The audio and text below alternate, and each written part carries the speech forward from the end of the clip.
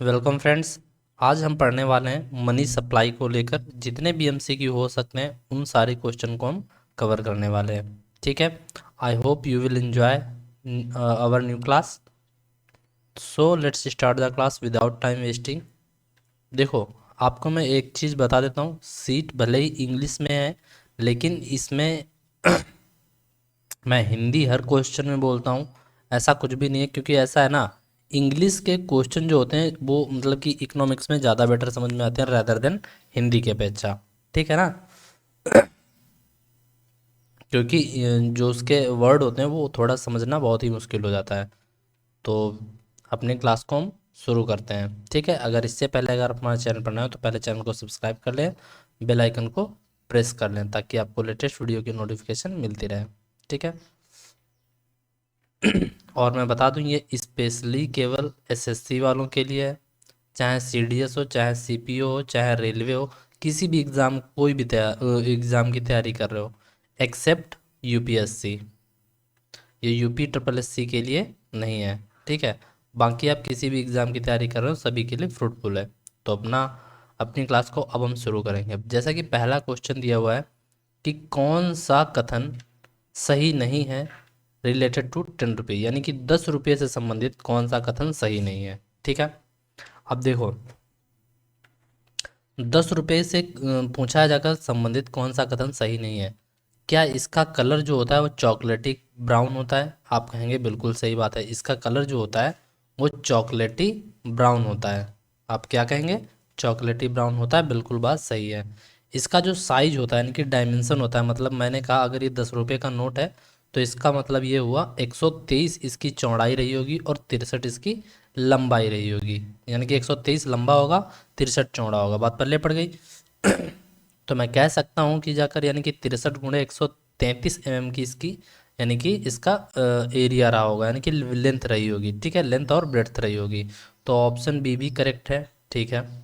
On which sun temple of Orissa is made, यानी क्या इस पर मतलब कि इस पर जो है उड़ीसा का सूर्य मंदिर बना हुआ है। उड़ीसा का सूर्य मंदिर बना हुआ है किस पर? 10 रुपये के नोट पर। तो ये भी बात अपनी आप जगह सही है, इसीलिए इसका ऑप्शन डी करेक्ट है। ठीक है। कई बार एग्जाम में रिपीटेड ऐसे क्वेश्चन आते रहते हैं, तो आप इन क्वेश्चन को देख कर जाइए, डेफिनेटली आप अच्छा स्कोर करेंगे। ठीक है। तो मैंने 10 रुपये से रिलेटेड कितनी बातें की। इसका कलर चॉकलेटी ब्राउन होता है और इसका साइज जो होता है 63 × 123 होता है और इस पर उड़ीसा का सूर्य मंदिर बना हुआ है, इसीलिए इसका ऑप्शन डी करेक्ट है। चलते हैं अगले क्वेश्चन की ओर। Which statement is correct related to 20 rupees. अब 20 रुपये का नोट जो होता है, मान लेते हैं मैंने कहा ये 20 रुपये का नोट है। ठीक है, किसका है? 20 रुपये का नोट है। अब इसके अगर कलर की बात करी जाए तो ग्रीनिश येलो होता है, मतलब हल्का ग्रीन होगा, हल्का सा येलो होगा, दोनों को मिलाकर बनता है, इसीलिए उसको हम ग्रीनिश येलो बोलते हैं। ठीक है, बात पल्ले पड़ गई। On which aloe vera aloe Ellora cave यानी कि बनी हुई है, एलोरा केव जो कि कहाँ है? महाराष्ट्र में। जो क्या इस पर बनी हुई है? बिल्कुल ही इस पर बनी हुई है। ठीक है, यानी कि दूसरा भी विकल्प हमारा सही है। तीसरा विकल्प है कि इट इज 63 × 129 mm, यानी कि इसका जो साइज है वो 63 × 129 साइज का है। तो आप कहेंगे बिल्कुल बात ये भी सही है कि 63 × 129 इसका साइज है। ठीक है, मुझे लगता है इतनी बात आपके समझ में आ गई होगी। ठीक है, तो यानी कि इसका ये भी ऑप्शन करेक्ट है, यानी कि इसका जो कलर होता है वो ग्रीनिश येलो होता है। इस पर एलोरा क्यों गुफाएं बनी हुई हैं इस पर। ठीक है, जो कि महाराष्ट्र की हैं। ठीक है, और 20 रुपये के नोट पर इसका साइज भी 63 × 129 mm होता है। बिल्कुल ये भी बात सही है, इसीलिए इसका ऑप्शन डी करेक्ट हो जाएगा। चलते हैं अगले क्वेश्चन की ओर। इसमें देखो एक बात बताऊं, इसमें थोड़ा सा करेक्शन कर लेना, क्वेश्चन बनाने में थोड़ी सी मिस्टेक हो गई है। यहाँ पर ये नॉट हो ही नहीं सकता, कौन सा पूछना चाहिए था? करेक्ट है, तो इसमें सभी करेक्ट है। ठीक है, अब ठीक है। चलते हैं अगले क्वेश्चन की ओर। कौन सा विकल्प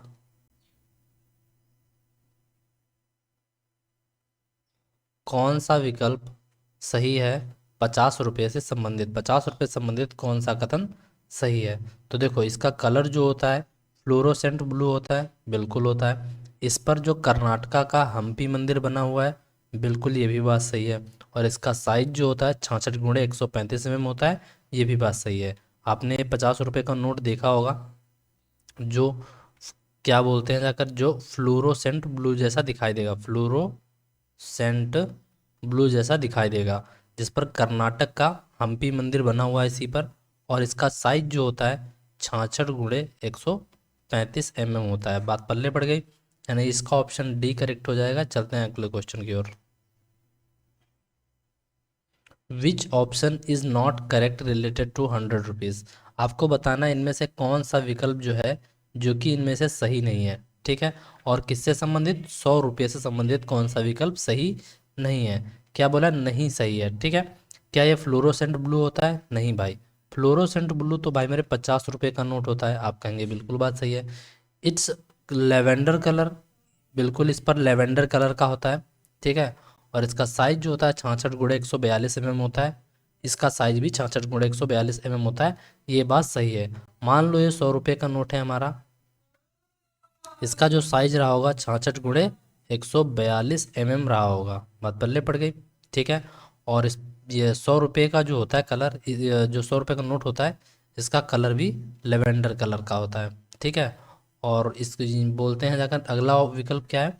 on which wow Rani MP, यानी कि मध्य प्रदेश की में जो पड़ता है वाव की रानी, क्या है? वाव रानी का वाव, सॉरी, रानी का वाव, जो इस पर क्या बना हुआ है? छपा हुआ है। किस पर? 100 रुपये के नोट पर। तो मैंने कितनी बातें की 100 रुपये से रिलेटेड? मैंने 3 बातें कही। इसका कलर लेवेंडर होगा, इस पर रानी का वाव बना, मध्य प्रदेश की रानी का वाव बना हुआ है, और इसका साइज 66 × 142 है। यानी इसका मैंने कहा जो विकल्प सही नहीं है, ऑप्शन ए हमारा सही नहीं है, बाकी सारे ऑप्शन सही हैं, ठीक है। चलते हैं अगले क्वेश्चन की ओर। कौन सा विकल्प 200 रुपये के नोट से संबंधित सही नहीं है? कौन सा विकल्प जो है 200 रुपये के नोट से संबंधित सही नहीं है, ठीक है। On which red fort Delhi, 200 रुपये के नोट पर, मतलब कि क्या बोलते हैं जाकर, दिल्ली का किला बना हुआ है। तो आप कहेंगे बिल्कुल बात सही है। 200 रुपये का नोट कुछ इस प्रकार से होता है, ठीक है। और इसका साइज 66 × 146 के करीब होगा। कितना होगा? 66 × 146, ठीक है, वो भी में। और इस पर लाल किला दिल्ली का बना हुआ है, ये भी याद रखना जाकर, क्या बना हुआ है? लाल किला दिल्ली का बना हुआ है, ठीक है। इसके अलावा क्या इस पर on which Sanchi stupa made, 200 रुपये के नोट पर भाई मेरे लाल किला दिल्ली का भाई मेरे नहीं बना हुआ है, गड़बड़ है इसमें। दिल्ली का लाल किला इस पर नहीं बना हुआ है, ठीक है। इस पर बना हुआ भाई मेरे सांची का स्तूप। क्या बना हुआ है? सांची का स्तूप। यानी कि ऑप्शन सी भी सही है, ऑप्शन बी भी सही है। और इसका कलर जो होता है येलो होगा, लेकिन ज़्यादा चमकीला होगा येलो। तो यानी कि ऑप्शन डी भी सही है, ठीक है। बस ऑप्शन जो सही नहीं है वो ऑप्शन ए हमारा सही नहीं है। तो इसीलिए इसका जो आंसर जो करेक्ट होगा वो हो जाएगा भाई मेरे ऑप्शन ए, जो कि सही नहीं है, ठीक है। बाकी ये जितने भी ऑप्शन है सारे सही थे, ठीक है। चलते हैं अगले क्वेश्चन की ओर। इस पर भाई मेरे याद रखना जाकर सांची का स्तूप बना हुआ है, जो कि मध्य प्रदेश में है, ठीक है।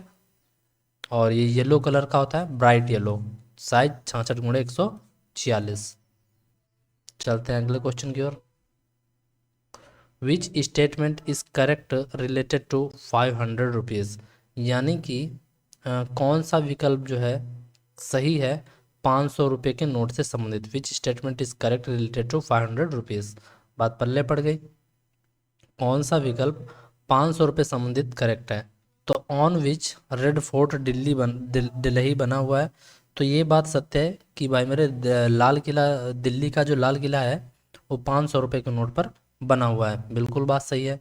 इसका साइज जो है 66 × 150 है, ये भी बात सही है। इट्स स्टोन ग्रे, इसका जो कलर है वो स्टोन ग्रे, यानी कि पत्थर जैसा कुछ हल्का सा हरा है, स्टोन ग्रे है, बिल्कुल है, मतलब ग्रे का मतलब जैसे वाइट नहीं बाल हो जाते हैं, बाल वाइट नहीं होते, बाल ग्रे होते हैं, समझ रहे हो कि नहीं? तो वैसे ही स्टोन ग्रे इसका क्या होता है, कलर होता है किसका, 500 रुपये, 500 रुपये के नोट का। साइज भी 66 × 150 रहेगा और इस पर दिल्ली का लाल किला बना हुआ है। ऑप्शन डी इसका सही नहीं है, क्योंकि इसका साइज बोला 66 × 166, जो कि गलत है। ठीक है, ऑप्शन डी इसका सही हो जाएगा, जो कि सही नहीं है। ठीक है, चलते हैं अगले क्वेश्चन की ओर। कौन सा विकल्प सही है 200 रुपये के नोट से संबंधित? अभी मैंने बोल 200 नहीं होना चाहिए था, यहाँ पर होना चाहिए था 2000। एक सेकंड में इसको करेक्ट कर देता हूँ।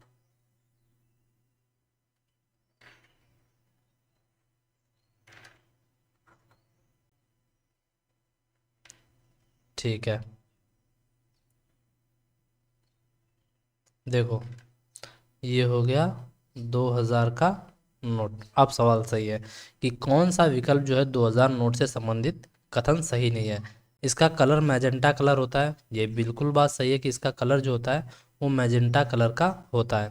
ठीक है, इसका कलर जो होता है वो मैजेंटा कलर का होता है, बात पल्ले पड़ गई है। अगला विकल्प क्या हमारा है? अगला विकल्प है कि इसका साइज जो होता है, एक्सरसाइज लिखा है, इसका साइज बोला है, इसका साइज जो है वो 66 × 166 होता है। ये भी बात सही है किसका, 2000 रुपये के नोट का। यानी कि अगर मैं ये 2000 रुपये का नोट बना लूँ तो इसका साइज जो हो जाएगा 166 × 66 हो जाएगा। ठीक है, और ये कलर इसका जो होता है मैजेंटा कलर का होता है, और इस पर क्या बना हुआ है, मंगलयान। क्या बना हुआ है, मंगलयान बना हुआ है। यानी कि ऑप्शन सी भी करेक्ट है, बी भी करेक्ट है, ए भी करेक्ट है। केवल इसका कलर लेवेंडर कलर का होता है, नहीं, इसका कलर भाई मेरे लेवेंडर कलर का कलर जो लेवेंडर कलर जो होता है वो 100 रुपये के नोट का होता है, ना कि 2000 रुपये के नोट का। यानी कि ऑप्शन डी जो है, जो कि इसका सही नहीं है। कौन सा विकल्प? ऑप्शन डी जो है इसका सही नहीं है। ठीक है, इसका डी जो ऑप्शन है सही नहीं है। आपसे यही पूछा था कि कौन सा विकल्प जो है सही नहीं है। ठीक, सॉरी, यहाँ पर होना चाहिए था not, it is which statement is not true related to इससे। ठीक है, चलते हैं अगले क्वेश्चन की ओर। यहाँ से अब देखो, वो क्वेश्चन डायरेक्टली एग्जाम में पूछे जाते हैं, उनमें कोई रट्टा तो मारना ही पड़ेगा, कोई भी ऑप्शन है ही नहीं। ठीक है, ये थोड़े टेक्निकल क्वेश्चन होते हैं। ठीक है, आपको बताना है which is not correct about money. यानी कि पैसे के कथन के बारे में आपको बताना है कि मनी के बारे में बताना है। ठीक है, पैसे के बारे में, यानी कि मनी की यानी मुद्रा के बारे में आपको बताना है कि कौन सा विकल्प जो है सही नहीं है। मुद्रा के बारे में पूछा, किसके बारे में, मुद्रा यानी कि मनी के बारे में। ठीक है, अब देखो बोला क्या है कि जितने भी सिक्के हैं वो कौन जारी करता है, ministry of finance government of India, जो कि पहला ऑप्शन ही गलत है। ठीक है, अभी बताएंगे इसके बारे में। Maximum denomination of coin 1000 rupees, maximum denomination 1000 rupees, coinage act 2011। भाई मेरे आपने ये पढ़ा होगा कि जो मैक्सिमम डिनोमिनेशन नोट का होता है, यहाँ पर पूछा है मैक्सिमम डिनोमिनेशन ऑफ कॉइन।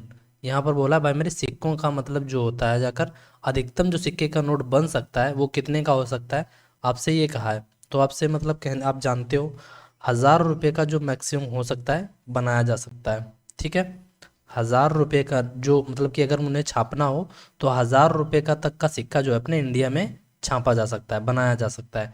बात ये कही गई कि maximum denomination of coin 1000 rupees का हो सकता है। आप कहेंगे बिल्कुल बात है, क्योंकि ये बात इस कानून को 2011 में इसको ऐड किया गया था।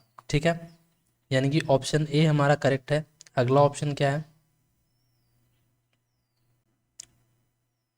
यार, पहला ऑप्शन सॉरी करेक्ट है।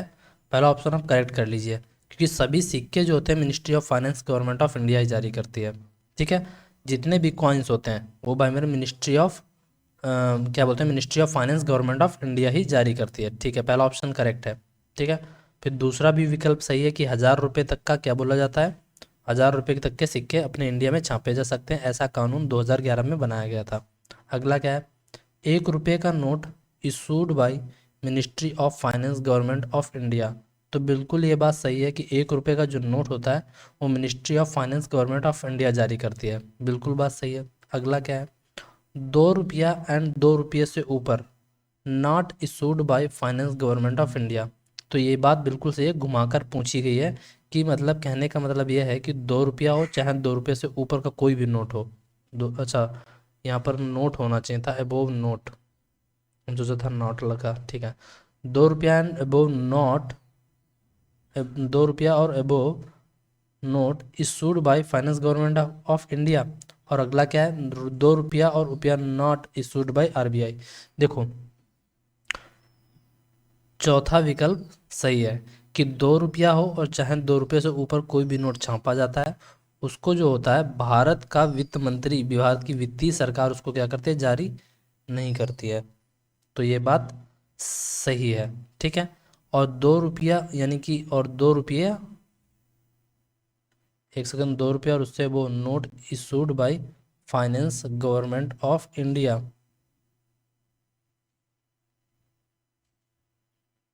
2 रुपया नॉट इशूड बाय आरबीआई, 2 रुपया and above note not issued by. देखो यहाँ पर पता क्या है, ये सही है, नॉट ही होना चाहिए। यहाँ पर आप याद रखना, जाकर ऑप्शन से डी जो हो जाएगा हमारा करेक्ट हो जाएगा। बोला यह है कि 2 रुपया हो और चाहे 2 रुपये से ऊपर हो, ठीक है, वो फाइनेंस गवर्नमेंट ऑफ इंडिया जारी नहीं करती है, ठीक है।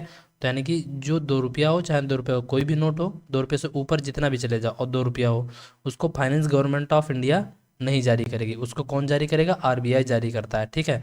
और यहाँ पर जबकि ई वाले ऑप्शन में बोला है कि 2 रुपया हो चाहे 2 रुपये का नोट हो, क्या आरबीआई के द्वारा नहीं जारी किया जाता है, बस ये बात गलत है, क्योंकि होना तो ये चाहिए, क्योंकि आरबीआई जो होता है 2 रुपया और 2 रुपये के ऊपर जितने भी नोट होते हैं वो आरबीआई जारी करता है। इसीलिए इसका ऑप्शन जो ई है वो करेक्ट नहीं है, ठीक है। ऑप्शन ई इसका जो है करेक्ट नहीं है। चलते हैं अगले क्वेश्चन की ओर।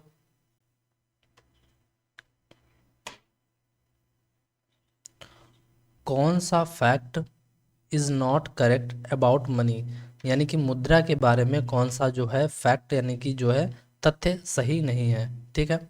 तो maximum denomination of note 1000 rupees, RBI act 1934, ठीक है, अभी देखते हैं। RBI has the power to issue currency under section 22 of RBI act 1934। मतलब कि आरबीआई के पास पावर होती है क्या बोलते हैं, करेंसी को जारी करने की, अंडर सेक्शन 22, यानी कि अंडर सेक्शन 22 के तहत और आरबीआई एक्ट 1934 के तहत। बिल्कुल ये बात सत्य है कि आरबीआई के पास पावर होती है, वो भाई मेरे क्या करता है, किस करेंसी को क्या करता है, 22 अंडर सेक्शन 22 के तहत, और 1934 में ये कानून बनाया गया था कि भाई मेरे आरबीआई के पास शक्ति होगी, वो नोट क्या बोलते हैं, करेंसी को जारी कर सकता है, ठीक है। जितने भी सिक्के होते हैं और जितने भी नोट्स होते हैं, जो डिस्ट्रीब्यूट कौन करेगा, आरबीआई के द्वारा डिस्ट्रीब्यूट किए जाते हैं, ये भी बात सत्य है, और दूसरी भी विकल्प सत्य है। Coins mints are located in Kolkata, Hyderabad, Mumbai और भोपाल। मतलब जो सिक्कों को जो टकसाल होते हैं, सिक्कों की टकसाल जहाँ सिक्के बनते हैं, वो भाई मेरे कहाँ है उनकी, तो वो कलकत्ता, हैदराबाद, मुंबई में है और भोपाल में है। तो ये बात उतनी सत्य है, यानी कि जो क्वाइंट मिंटेड प्रेस है जहाँ पर सिक्के को छपाई होती है, वो भाई मेरे कलकत्ता में है, हैदराबाद में, मुंबई में और भोपाल में है। यानी कहाँ है, कलकत्ता, हैदराबाद, मुंबई और भोपाल, कलकत्ता, हैदराबाद, मुंबई और भोपाल, कलकत्ता, हैदराबाद, मुंबई और भोपाल। नोट प्रिंटिंग प्रेस, यानी कि ये दो ऑप्शन डी जो है वो करेक्ट है। Note printing press Nashik, Mysore, Dewas, Salboni. यानी कि जो नोट प्रिंटिंग प्रेस है वो नासिक है, नासिक है और नासिक में है, और नासिक है कहाँ, महाराष्ट्र में। मैसूर में है, मैसूर कहाँ पर है, कर्नाटक में।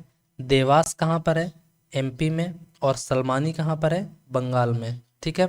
यानी कि यहाँ पर जो होती है नासिक, मैसूर, देवास और सलमानी में, यहाँ पर जो क्या बोलते हैं नोट की छपाई होती है। तो ये बात बिल्कुल ही सत्य है, ठीक है, कोई प्रॉब्लम नहीं। सलबानी बोला जाता है वैसे, सलबानी, सलमानी नहीं, सलबानी है, ठीक है। तो ऑप्शन ई भी हमारा करेक्ट हुआ, ये भी करेक्ट हुआ, ये भी करेक्ट हुआ, ये भी करेक्ट हुआ। लेकिन देखो यहाँ पर जो पहला जो ऑप्शन विकल्प है कि 1,000 रुपये तक का नोट नहीं, 10,000 रुपये तक की नोट की छपाई जो होती है जाकर, आरबीआई ने 1934 में एक कानून बनाया था कि भाई मेरे आप अधिकतम से अधिकतम 10,000 रुपये का नोट छाप सकते हैं, इससे आप ज़्यादा नहीं छाप सकते हैं। ठीक है, मतलब 10,000 रुपये का नोट जो आरबीआई ने 1934 में ऐसा कानून बना दिया कि आप 10,000 रुपये तक का नोट तो छाप सकते हैं। कितने का? 10,000 रुपये तक का। इससे ना ही ऊपर जा सकते हैं, ठीक है, इससे ऊपर नहीं जा सकते, बाकी नीचे नोट छाप सकते हो। ठीक है, ऐसा उन्होंने 1934 में कानून बनाया था। और आरबीआई के पास पावर भी है, वो किस करेंसी को अंडर सेक्शन 22 के तहत, और 1934 में ऐसा आरबीआई ने कानून बनाया कि अंडर सेक्शन 22 के तहत आप किसी भी करेंसी को जारी कर सकते हैं। ठीक है, चलते हैं अगले क्वेश्चन की ओर। और इसका जो विकल्प जो है जो सही नहीं है वो भाई मेरे ऑप्शन ए हमारा सही नहीं है। इसमें बोला कि 1,000 रुपये तक का नोट छाप सकते हैं, अधिकतम नहीं, अधिकतम जो आप छाप सकते हैं वो भाई मेरे 10,000 तक का नोट छाप सकती है। ठीक है, चलते हैं अगले क्वेश्चन की ओर। Which statement is not correct about money? आपको पैसे के यानी कि मुद्रा के बारे में जो विकल्प सही नहीं है वो बताना है। Indian currency paper mill is located Hasangarh और नर्मदापुरा, यानी कि हसनगंज और नर्मदापुरा में जो क्या बोलते हैं जाकर, जो हमारी करेंसी होती है, मुद्रा होती है, भारतीय मुद्रा, उसका जो पेपर जो छपता है, पेपर कहाँ बनता है इसका, तो पेपर जो बनता है वो हसनगढ़ और नर्मदापुरा में बनता है। आप कहेंगे बिल्कुल बात सही है, यानी कि ये सही है। इंक जो मैन्युफैक्चर की जाती है, यानी जिसकी इंक मैन्युफैक्चरिंग यूनिट जो है, यानी इंक जहाँ बनाई जाती है जाकर, उसका नाम वर्णिका है। ठीक है, वो कहाँ लोकेटेड है? आप कहेंगे मैसूर में, तो बिल्कुल बात सही है। जो इंक जो बनाई जाती है जिसका नाम वर्णिका होता है वो मैसूर में बनती है। ठीक है, 17 लैंग्वेज ऑन अ नोट, किसी भी नोट पर 17 भाषाएं दी होती हैं, तो ये भी बात बिल्कुल सही है। देखो 15 बॉक्स में होंगी, बाकी बाहर हिंदी और इंग्लिश होगी। ठीक है, याद रखना जाकर। ठीक है, 15 बॉक्स में होंगी और 2 हिंदी और इंग्लिश बाहर होंगी, तो ये भी बात सही है। रूपी सिंबल इज डिजाइंड बाय अंकुर दास, रूपी symbol is designed bye Uday Kumar, तो भाई मेरे अंकुर दास ने रुपये का सिंबल नहीं डिजाइन किया था, उदय कुमार ने डिजाइन किया था। किसने डिजाइन किया था? उदय कुमार ने। बात ये वाला सिंबल नहीं आपने देखा, ये वाला, तो इसको किसने दिया था? उदय कुमार ने। ठीक है, तो यानी जो आपसे पूछा जो करेक्ट नहीं है, तो ऑप्शन डी है जो करेक्ट नहीं है। ठीक है, ऑप्शन डी इसका आंसर हो जाएगा। चलते हैं अगले क्वेश्चन की ओर। Where is headquarter of BRB NMPL? अब BRB NMPL का मतलब क्या है? इसका मतलब है भारतीय रिजर्व बैंक नोट मुद्रा प्राइवेट लिमिटेड। ठीक है, मैं लिख देता हूँ, भारतीय reserve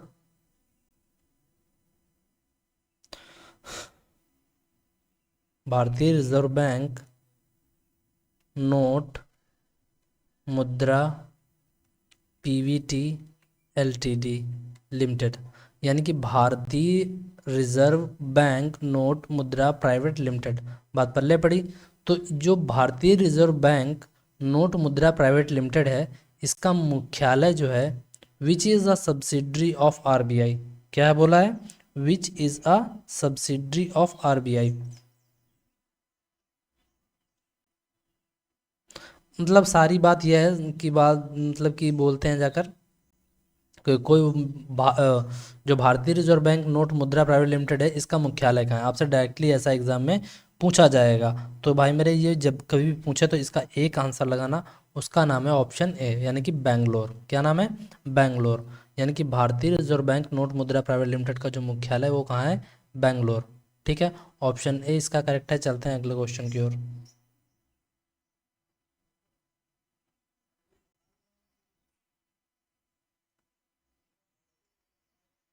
which is correct full form of SPNCIL? ये भाई मेरे भी आपसे पूछा जाता है एग्ज़ाम, और बोलते हैं जाकर, देखो वो जो होता है जाकर, मैं आपको एक बात बताऊं, जो BRB NMPL है वो RBI का सब्सिडरी है। ठीक है, और जबकि जो SPMCLI है, SPMCIL, ये भाई मेरे गवर्नमेंट ऑफ इंडिया का सब्सिडरी है। किसका? गवर्नमेंट ऑफ इंडिया का सब्सिडरी है। बात याद रखेंगे। ठीक है, और आपसे इसका फुल फॉर्म पूछा है, तो याद रखेंगे इसका फुल फॉर्म जो होता है securities printing and ministry, sorry minting corporation of India limited. Secure, देखो यहाँ पर सिक्योरिटी प्रिंटिंग है, यहाँ नहीं हो सकता, ये भी नहीं हो सकता। या तो सिक्योरिटी प्रिंटिंग, तो पहले दो विकल्प होने चाहिए, देखो यहाँ है यहाँ है, तो ये दोनों हो नहीं सकते। ठीक है, अब इनमें से देखना है, security printing and ministry corporation. ठीक है, और यहाँ पर दिया माइन कारपोरेशन, ये भी नहीं है, तो ऑप्शन कौन बच गया ये, तो यानी कि SPMCIL का फुल फॉर्म क्या हो गया, securities printing and ministry corporation of India limited, option A हमारा सही है। ठीक है, चलते हैं अगले क्वेश्चन की ओर। पहला नोट गवर्नमेंट ऑफ इंडिया के द्वारा किस साल जारी किया गया, यानी कि जो भारतीय सरकार ने पहला नोट कब जारी किया, तो उसको जारी किया था भाई मेरे किस साल, तो आपके पास ऑप्शन है 1917, 1918, 2000 एंड 1915। तो आप कहेंगे 1917 में पहला नोट जारी किया गया था।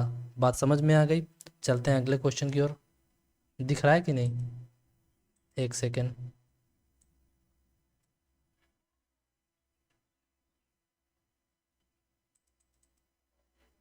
ठीक है, अब बताओ। First note is issued bye RBI। देखो एक पहला नोट जो गवर्नमेंट ऑफ इंडिया ने जारी किया था वो 1917 में जारी किया गया था। लेकिन अगर पहला नोट RBI के द्वारा पूछा जाए, RBI के द्वारा कब जारी किया गया, तो आप कहेंगे 1938। कब जारी किया गया था, 1938। ये ऑप्शन इसका करेक्ट है। चलते हैं अगले क्वेश्चन की ओर। पहली बार डिमोनेटाइजेशन कब हुआ, ठीक है, पहली बार नोटबंदी कब हुई। डिमोनेटाइजेशन का मतलब ये होता है, डिमोनेटाइजेशन का मतलब ये होता है कि पहली बार नोटबंदी कब हुई थी। तो नोटबंदी 3 बार हो चुकी है। देखो मैं बता देता हूँ, 1946 में हुई थी, 1978 में हुई थी, 2016 में हुई थी। 1946, 1978 और 2016, 3 बार हो चुकी है। जिनमें से रिसेंटली अभी 2016 में PM नरेंद्र मोदी के काल में हुई थी। 1946 में जो हुई थी तब उस समय कोई भी PM नहीं था। लेकिन जब 1978 में हुई तब भाई मेरे मोरारजी देसाई जो रहे थे, ये हमारे प्रधानमंत्री रहे थे। ठीक है, 1978 में। और जबकि 2016 में कौन रहे थे, PM नरेंद्र मोदी। और आपसे पूछा पहली बार जो नोटबंदी कब हुई, पहली बार डिमोनेटाइजेशन कब हुआ, तो आप कहेंगे 1946। ऑप्शन ए इसका करेक्ट है। चलते हैं अगले क्वेश्चन की ओर। सेकेंड डिमोनेटाइजेशन भारत में कब हुआ, यानी कि दूसरी बार नोटबंदी कब हुई। डिमोनेटाइजेशन का मतलब है नोटबंदी। भाई मेरे भारत में दूसरी बार नोटबंदी कब हुई, तो आप कहेंगे 1978 में। कब हुई थी, 1978 में। पहली बार 1946 में, दूसरी बार 1978 में, तीसरी बार 2016 में। 1978 में मोरारजी देसाई प्रधानमंत्री रहे थे, 2016 में नरेंद्र मोदी रहे थे। ठीक है, ऑप्शन 20 का करेक्ट है। चलते हैं अगले क्वेश्चन की ओर। तीसरी बार डिमोनेटाइजेशन इन इंडिया कब हुआ था, यानी कि भारत में जो क्या बोलते हैं नोटबंदी तीसरी बार कब हुई थी, तो आप कहेंगे 2016 में। 2016 में आपसे PM पूछे अगर कौन सा था, तो आप कहेंगे नरेंद्र मोदी। ठीक है, क्योंकि 3 बार बंदी हुई है, 1946, 1978, 2016। चलते हैं अगले क्वेश्चन की ओर।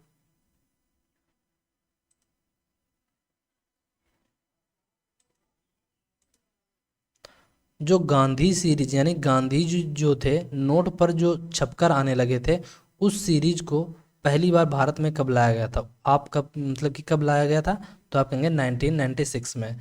मतलब गांधी जी की जो सीरीज थी नोट पर आने लगी, गांधी जी छपकर आने लगे थे, तो 1996 से इसकी क्या हुई थी, पहली बार शुरुआत हुई थी भारत में। ठीक है, चलते हैं अगले क्वेश्चन की ओर। Who was the first country to issue paper currency. पहला वो पहला मतलब वो पहला देश कौन था जिसने पेपर करेंसी को जारी किया था, यानी कि पेपर वाली मुद्रा को जारी किया था, जिस जो मतलब पहले कागज के नोट बनाया करता था। वो पहला पहला देश कौन सा था, उसका नाम था चाइना, जिसने पहली बार पेपर का नोट बनाया था। समझ रहे हो कि नहीं, पहला कंट्री था जिसका नाम था चाइना। और कब बनाया था इसको कोई आपसे पूछेगा भी नहीं। चलते हैं अगले क्वेश्चन की ओर। Who was the first country to issue plastic currency. वो पहला देश कौन सा था, वो पहला देश कौन सा था जिसने प्लास्टिक की मुद्रा में, यानी कि क्या बोलते हैं, जगह जो करेंसी छापी यानी कि नोट छापा वो प्लास्टिक में छापा था, उसका नाम था ऑस्ट्रेलिया। क्या नाम था? ऑस्ट्रेलिया। ऑप्शन ए इसका करेक्ट है। चलते हैं अगले क्वेश्चन की ओर। Which is the feature of mutilated money. अच्छा, आपको बताना है कि जो म्यूटिलेटेड मनी का मतलब क्या होता है। म्यूटिलेटेड मनी मतलब भाई मेरे, आपसे मतलब मनी के टाइप पूछे हैं ये भाई मेरे, क्या है, टाइप ऑफ मनी का क्वेश्चन है किसका, कि टाइप ऑफ मनी। तो म्यूटिलेटेड मनी का मतलब ये होता है भाई मेरे, foreign investment in a country नहीं, डर्टी मनी नहीं, टॉर्न नोट यही सही है।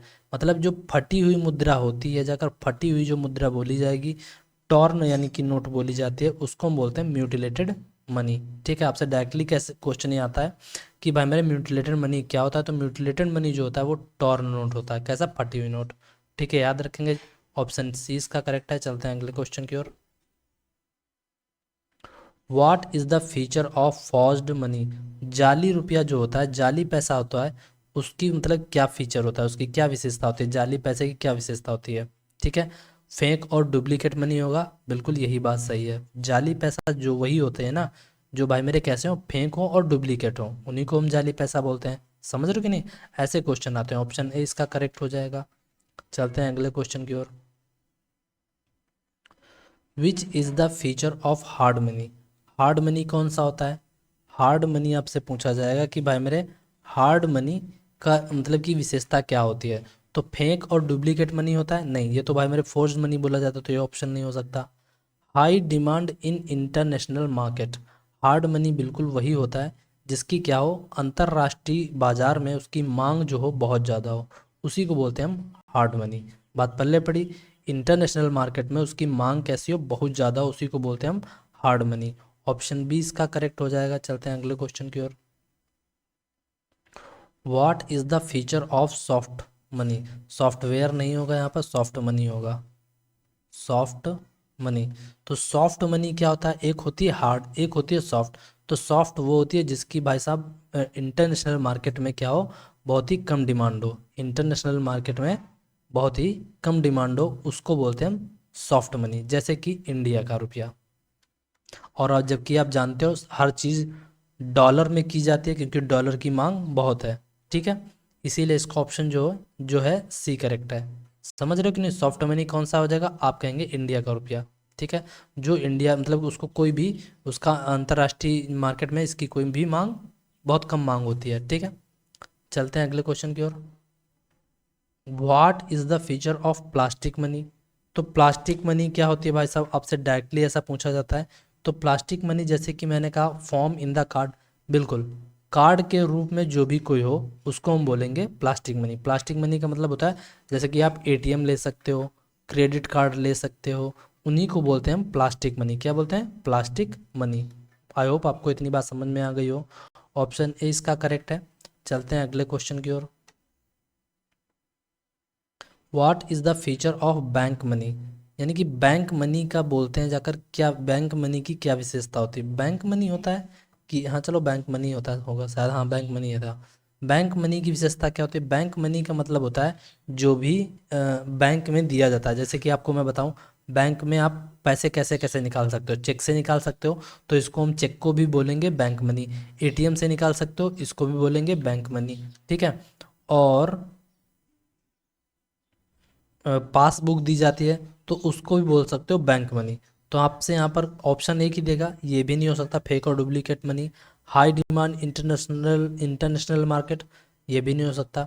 Instrument provided by bank for payment, मतलब पेमेंट यानी कि जो बैंक से आप कैसे पेमेंट को ले सकते हैं, उसके द्वारा जितने भी टूल प्रोवाइड किए जाते हैं उन्हीं को हम बोलते हैं बैंक मनी। ऑप्शन सी इसका करेक्ट हो जाएगा। ठीक है, चलते हैं अगले क्वेश्चन की ओर। What is the feature of mismatch money. Mismatch money क्या होता है?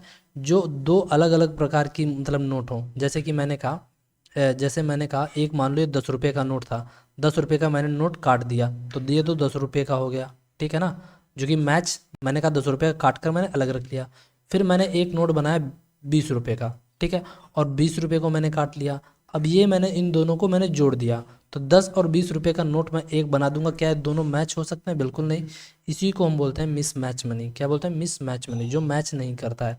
तो क्या होंगे? 2 पीसेस ऑफ डिफरेंट नोट, यानी 2 टुकड़े अलग अलग नोट के, उन्हीं को बोलते हैं हम mismatch money. Option D इसका करेक्ट है। चलते हैं अगले क्वेश्चन की ओर। What is the feature of fiduciary money? Fiduciary money क्या होता है? फिड्यूसरी मनी भाई मेरे वो मनी होता है, जैसे आपने सुना होगा, मतलब कि कभी कभार मैंने कहा, मान लो ओमान में आप रहते हैं, ठीक है, और आप जब इंडिया आएंगे, तो इंडिया जब भाई मेरे मान लो आपके पास ओमान के कुछ पैसे पड़े, जैसे कि ओमान में चलता है रियाल, तो रियाल को आप यानी कि रुपये में कन्वर्ट करना चाहते हैं, तो आप क्या करेंगे? एक्सचेंज के रूप में, यानी कि आप क्या करते हैं, मतलब कि कहने का मतलब यह है कि जिस पैसे को आप एक्सचेंज के रूप में, यानी कि जो आपका पैसा मीडियम बनता है चेंज करने के रूप में, यानी कि money is accept as a medium to exchange, यानी पैसे को एक्सचेंज करने माध्यम के रूप में जो बदला जाता है, जिसमें एक्सचेंज किया जाता है, उस मुद्रा को स्वीकृत को बोलते हैं जाकर हम फिड्यूसरी मनी। आई होप आप इतनी बात समझ में आ गई। ऑप्शन डी इसका करेक्ट है। चलते हैं अगले क्वेश्चन की ओर। What is the feature of crypto currency? Crypto currency क्या होती है? क्रिप्टो करेंसी आप देख ही नहीं सकते, जैसे कि मैं बताऊं, आप उसको देख सकते नहीं हैं, डायरेक्ट छू सकते हैं। क्रिप्टो करेंसी का मतलब ये होता है, आप मतलब बिना किसी इंटरनेट के आप पेमेंट कर सकते हैं। एक ऐसी मनी होती है जिसको हम बोलते हैं डिजिटल हो और वर्चुअल, यानी कि एक, जैसे कि मैंने कहा कंप्यूटर वगैरह पर आपको दिखाई देगी, लेकिन उसका रियल में कोई हैंड यूज नहीं होगा, ठीक है ना, हाथ में आप नहीं आ सकते, लेकिन डिजिटली उसको यूज किया, डिजिटली होती है। जैसे कि डिजिटल में आप देखते होंगे, जैसे फॉर्म भरते हैं, ठीक है ना, एक पहले आता था कागज़ का टुकड़ा, वो कागज़ का टुकड़ा ना होकर वही आप जब ऑनलाइन फॉर्म भरते हैं वो भी डिजिटली फॉर्म होता है। इसी को ऐसे ही एक नोट होता है, उसका ना बोलते हैं डिजिटल और वर्चुअल वैल्यू, उसी को बोलते हैं क्रिप्टो करेंसी। ठीक है, ऑप्शन ए इसका करेक्ट है। चलते हैं अगले क्वेश्चन की ओर। आई होप आपको इतनी सी बातें समझ में आ रही हो। ब्लैक मनी क्या होता है? ब्लैक मनी भाई मेरे आप जानते हो, जिस नोट के लिए, जिस पैसे के लिए आप टैक्स नहीं देते हैं, उसको हम ब्लैक मनी कहते हैं, ठीक है, यानी दूसरों से छुपाते हैं। तो on which tax does not pad, यहाँ पर होना चाहिए था पैड। ऑन विच डस जो होता है PAID होता है, ठीक है, जिस पर टैक्स ना दिया गया हो उसे हम ब्लैक मनी बोलेंगे, यही ठीक है। ऑप्शन बी इसका करेक्ट है, यानी कि बी ऑप्शन इसका करेक्ट हो जाएगा। चलते हैं अगले क्वेश्चन की ओर। What is full bodied money? Full bodied money क्या होती है? जिसकी फेस वैल्यू क्या हो और इंटरनल वैल्यू जो हो बराबर हो। फेस वैल्यू और इंटरनल वैल्यू क्या हो? बराबर हो। तो face value equal to internal value, इसी को बोलते हैं हम जाकर क्या बोलते हैं? Full bodied money. ठीक है, जैसे कि आपने गोल्ड ले लिया, ठीक है, मान लो गोल्ड ले लिया, ठीक है, आपके पास सोना है, तो सोना की देखो, सोना कुछ आप इसका वेट भी रहा होगा, आप कहेंगे बिल्कुल बात सही है, ठीक है, और जब आप खरीदने जाएंगे तो इसको भाई मेरे खरीदने के लिए आप पैसे देंगे, क्या देंगे? पैसे देंगे, ठीक है। तो आपको नहीं लगता है, मान लो जैसे कि गोल्ड कोई खरीदे ही ना, ठीक है, मान लो जैसे खरीदने जाएंगे तब तो पैसा मिलेगा ही मिलेगा, ये बात जानते हो, लेकिन अगर मान लो इस गोल्ड कोई खरीदे ही ना, कोई बेचे ही ना, ठीक है, लोगों के पास गोल्ड बहुत है, ठीक है ना, तो आदमी कह दे कि भैया मेरा गोल्ड अब कोई बेचता ही नहीं, कोई सुनार ही नहीं रहा, तो भाई मेरे उसको क्या करेंगे, उसका वेट जो होगा गोल्ड का, वो तो भाई मेरे वेट के हिसाब से, मेटल के हिसाब से तो बेचा जा सकता है ना। तो जब यानी कि मैंने बोला ना वेट वैल्यू और क्या बोलते हैं जाकर फेस वैल्यू क्यों क्या बोलेंगे? पैसा, और इंटरनल वैल्यू वेट हो जाता है, यानी जब दोनों क्या हो जाए? बराबर हो जाए, यानी गोल्ड भाई मेरे अगर 1 किलो है, तो 1 किलो का वेट जो हो उतना ही भाई मेरे क्या हो, उतना ही रुपया मिल जाए, ठीक है। मैंने कहा अगर ये 1000 ग्राम का है तो इसको रुपया भी 1000 रुपया, ऐसा कुछ समथिंग मान कर चलो, ठीक है। तो मैंने कहा ये ऑप्शन सी इसका हो जाएगा करेक्ट, क्योंकि फेस वैल्यू इंटरनल वैल्यू के बराबर हो जाती है फुल बॉडीड मनी में। अगला क्वेश्चन क्या कहता है?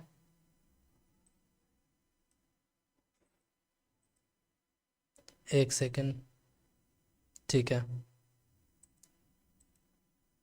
आपसे पूछा which statement is true related to money supply of 1917, ठीक है, आपसे कहा यह है कि जो 1917 में मुद्रा सप्लाई की जाती थी उससे संबंधित कथन कौन सा सही है, आपसे ये बताना है, ठीक है, जिसके कुछ विकल्प दिए हुए हैं।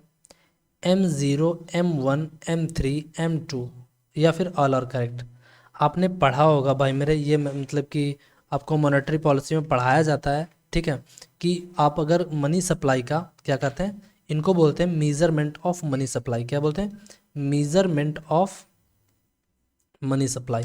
तो मीज़रमेंट ऑफ मनी सप्लाई कैसे करते हैं? तो मीज़रमेंट ऑफ मनी सप्लाई को चेक करने के लिए उनके कुछ नाम दिए गए थे, ठीक है। इनके नाम ये दिए गए 1977 के अकॉर्डिंग आपसे पूछा है।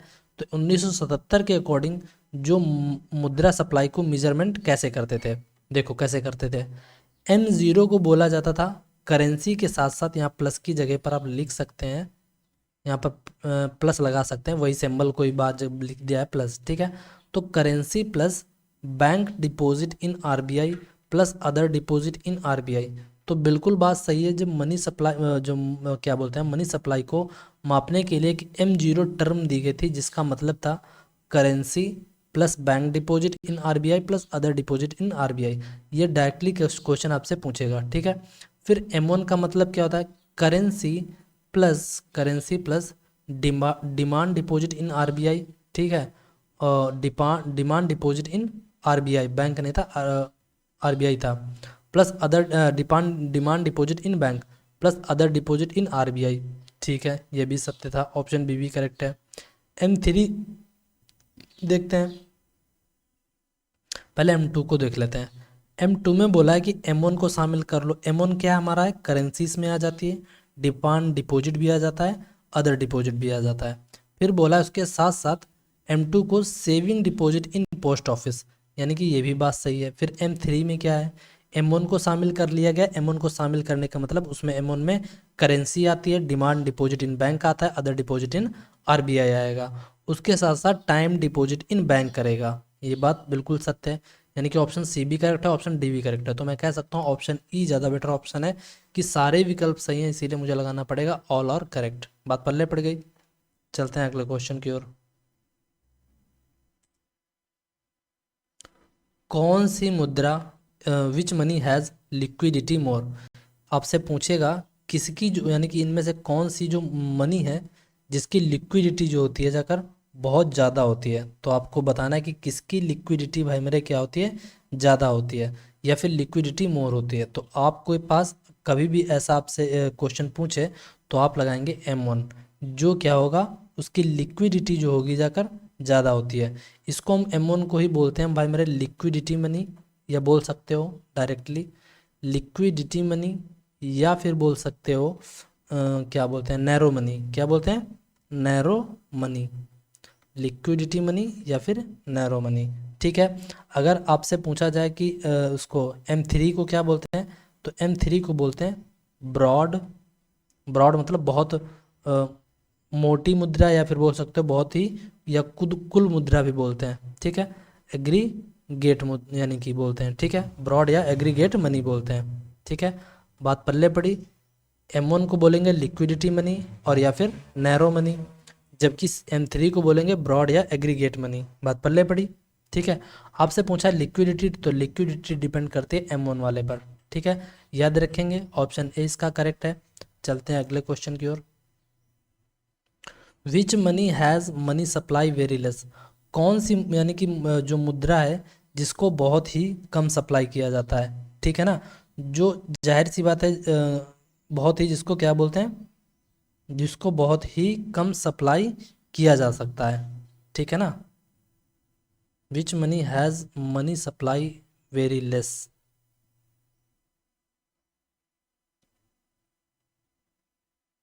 Money supply very less.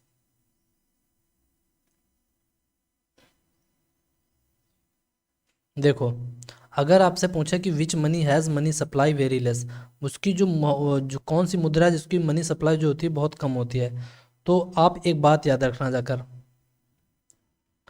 Liquidity और मनी सप्लाई, इस चीज़ को याद रखना, मनी सप्लाई। देखो, लिक्विडिटी में अगर पूछे सबसे ज़्यादा लिक्विडिटी किसकी सबसे अधिक होगी, तो M1 सबसे अधिक लिक्विडिटी होगी, उसके बाद M2, फिर उसके बाद M3, उसके बाद M4, ठीक है। अगर मनी सप्लाई सबसे ज़्यादा किसकी पूछेंगे तो M4 की सबसे ज़्यादा, उसके बाद M3 की और M2 की, फिर उसके बाद M1 की। यानी कि जस्ट इसके उल्टा होता है, इन्वर्स होता है, लिक्विडिटी के अपोजिट होगा मनी सप्लाई। ठीक है, M1 की सबसे ज़्यादा लिक्विडिटी होगी।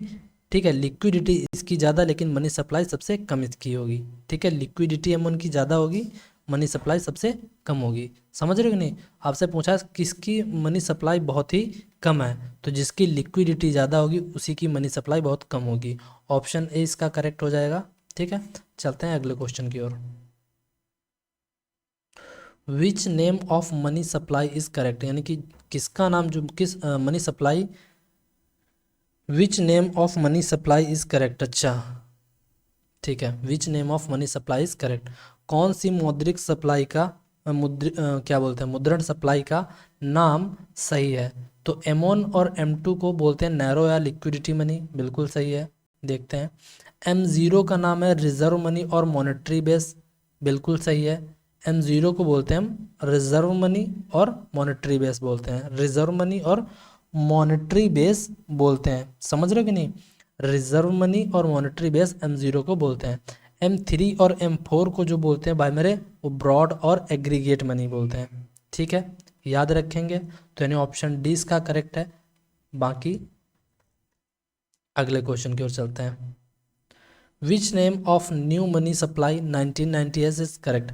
मतलब जो पहला क्वेश्चन था इससे पहले वाला, वो 1977 के अकॉर्डिंग जो मनी सप्लाई होती थी उनके नाम अलग थे, लेकिन 1998 में मनी सप्लाई के जो नाम थे वो भाई मेरे क्या कर दिए गए, बदल दिए गए।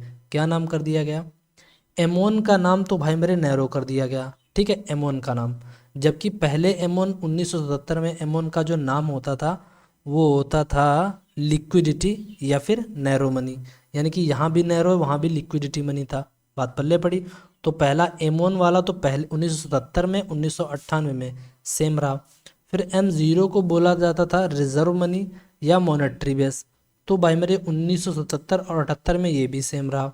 ठीक है, फिर M3 को बोला जाता था ब्रॉड और एग्रीगेट, तो तीनों में सेम रहा। M103 ये भी सेम रहा। ठीक है, जो 1977 और 1998 में दोनों जगह सेम रहा। फिर M2 को नाम एक नया नाम दिया गया जिसका नाम था इंटरमीडिएट। 1998 में ये चेंज कर दिया गया कि M2 का नाम इंटरमीडिएट मनी कर दिया गया। ठीक है, बात पल्ले पड़ गई। चलते हैं अगले क्वेश्चन की ओर, और इसका ऑप्शन जो करेक्ट होगा ऑप्शन डी करेक्ट हो जाएगा। ठीक है, आपसे पूछा जाकर कौन सा करेक्ट है, तो इसमें सारे ही करेक्ट हैं। 1998 में क्या हुआ, 1977 में उनके नाम क्या रहे, वो मैंने क्वेश्चन इससे आता है। ठीक है, अगला क्वेश्चन क्या है? New formula is created of money supply in 1998। 1998 में एक नया फार्मूला बनाया गया, मनी सप्लाई को क्रिएट करने के लिए एक नया फार्मूला बनाया गया। ठीक है, जो सही नहीं है। अब जो सॉरी सही बताना है आपको, जो, अच्छा, ठीक है, तो देखो, आप ये बात जानते हो 1977 के अनुसार M0 का नाम जो था उसमें क्या आता था, करेंसी आती थी। बैंक डिपॉजिट इन RBI आता था, बिल्कुल आता था। अदर डिपॉजिट इन RBI आता था, तो पहला विकल्प तो सही है। फिर M1 का नाम उन्होंने क्या किया, करेंसी के बाद प्लस लिया, फिर डिमांड डिपॉजिट इन बैंक कर दिया, फिर अदर डिपॉजिट इन RBI भी कर दिया, यानी कि दूसरा भी विकल्प सही है। M3 का नाम M1 के साथ साथ टाइम डिपॉजिट इन बैंक कर दिया, जबकि आप ये बात जानते हो कि M3 में पहले क्या हुआ करता था, क्या बोलते हैं, M3 में पहले जो हुआ करता था भाई मेरे, जो 1977 के अनुसार, वो आप करते थे time deposit in bank. M3 क्या करता था, टाइम डिपॉजिट इन बैंक 1977 में था, तो इसमें कोई प्रॉब्लम नहीं होने लगी। ये भाई मेरे अभी भी सेम था। लेकिन M2 में क्या था, M1 प्लस उसके साथ साथ time deposit for a short term. ठीक है, क्या नाम कर दिया गया, time deposit for a short term, time deposit for a short term, यानी कि डी वाले में चेंजअप कर दिया गया। ठीक है, डी वाले में चेंजअप कर दिया गया। बात पल्ले पड़ी।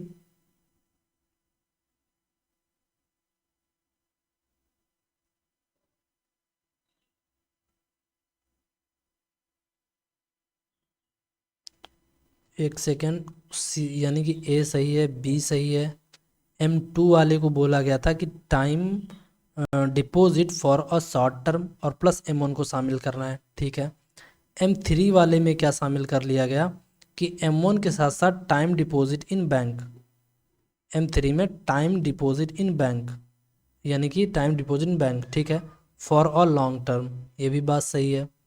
लिखो ना लिखो लॉन्ग टर्म कोई बात नहीं, डायरेक्टली पूछा जाता है। तो इसका ऑप्शन ई करेक्ट हो जाएगा, यानी विकल्प सभी सही हैं, ठीक है। अगला क्वेश्चन हमारा है,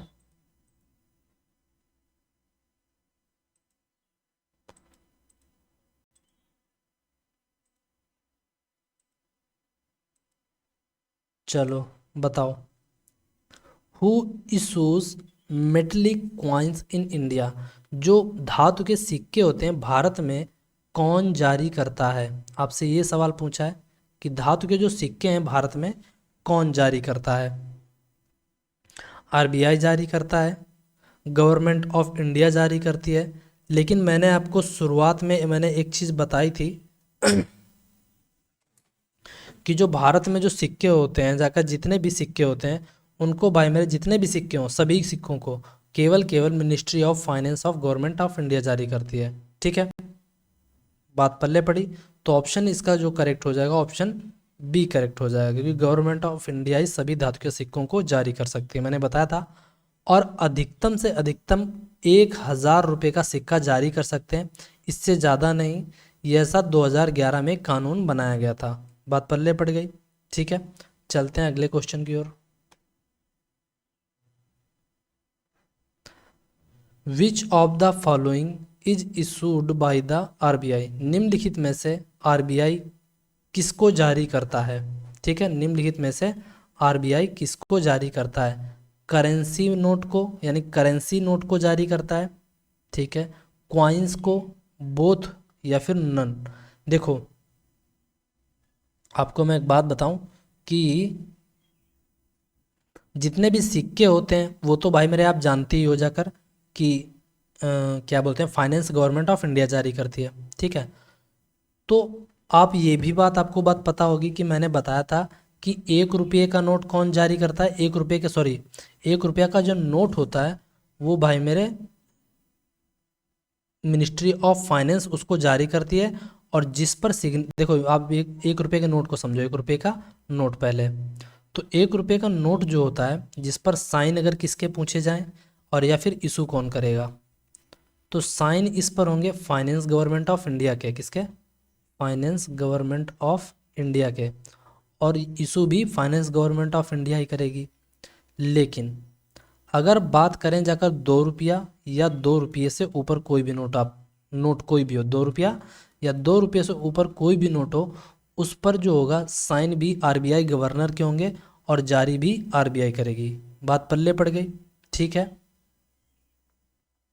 तो आपसे पूछा इनमें से which of the following is issued by RBI, तो करेंसी नोट को, ठीक है, क्वाइंस को नहीं, बोथ तो ऑप्शन हो ही नहीं सकता था, तो ऑप्शन डी भी हो जाता, ये भी नहीं, ऑप्शन ऑफ ए लगाएंगे, ठीक है। लेकिन अगर यहाँ पर करेंसी नोट का मतलब उनसे था केवल केवल 2 रुपया या 2 रुपये के नोट से, बात पल्ले पड़ी, ऑप्शन ऑफ इसका ए लगाएंगे, ठीक है। चलते हैं अगले क्वेश्चन की ओर। Which of the following is known as broad money, अभी मैंने आपको बताया था M3 को बोलते हैं ब्रॉड मनी। क्या बोलते हैं, ब्रॉड या एग्रीगेट मनी। एग्रीगेट मनी ये पूछा गया CGL, बैंक, रेलवे, तीनों में डायरेक्टली एग्जाम में आया हुआ है। चलते हैं अगले क्वेश्चन की ओर। निम्नलिखित में से सबसे अधिक liquid measure of money supply in India, मतलब जो भारत में जो होता है मनी सप्लाई का सबसे अधिक जो लिक्विड फॉर्म में उपयोग में लाया जाता है या मापने में उपयोग किया जाता है वो कौन सा है। तो आप कहेंगे M1, क्योंकि मैंने बताया था कि भाई मेरे इसको हम लिक्विड बोलते हैं, जाकर लिक्विड मनी बोलते हैं, या फिर इसको हम नैरो मनी बोलते हैं। क्या बोलते हैं, लिक्विड मनी या फिर नैरो मनी बोलते हैं, ठीक है। ऐसा हमने बताया था कि नहीं, लिक्विड मनी या नैरो मनी बोलते हैं, ठीक है।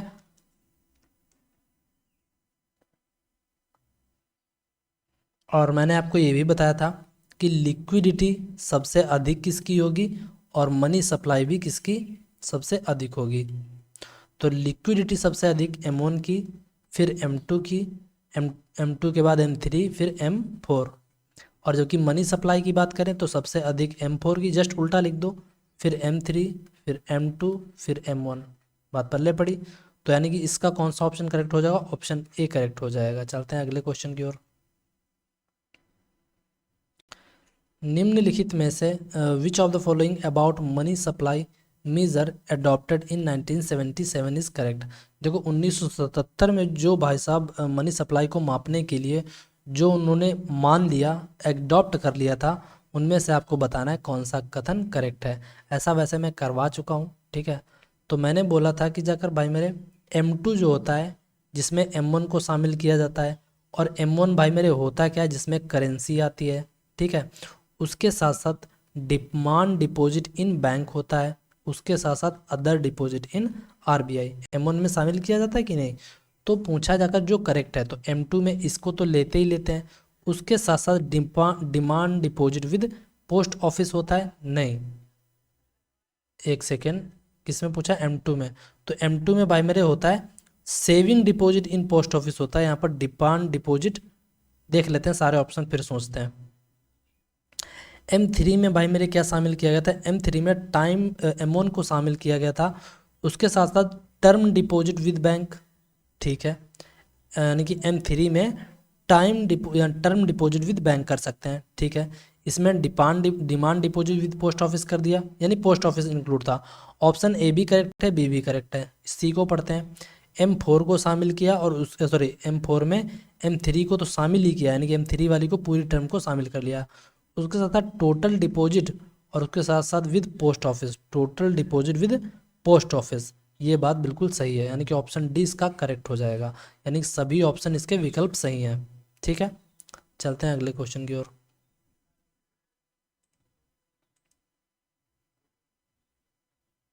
Consider the following statements and identify the right one.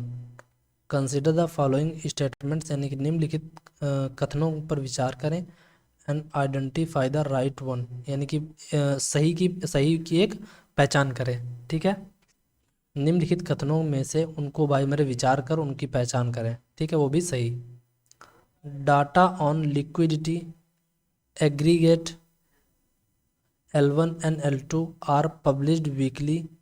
Data on L3 are published once in a quarter.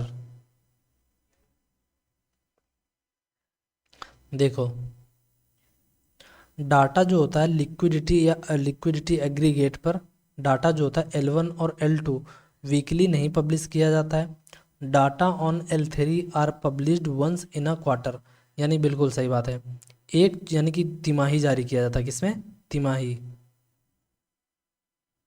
Once in a quarter, ठीक है। डाटा ऑन L3 कैसे किया था, वंस इन अ क्वार्टर, यानी ऑप्शन सेकेंड यानी कि statement second correct है, तो मुझे ऑप्शन बी लगाना पड़ेगा, केवल केवल ओनली बी ऑप्शन। चलते हैं अगले क्वेश्चन की ओर।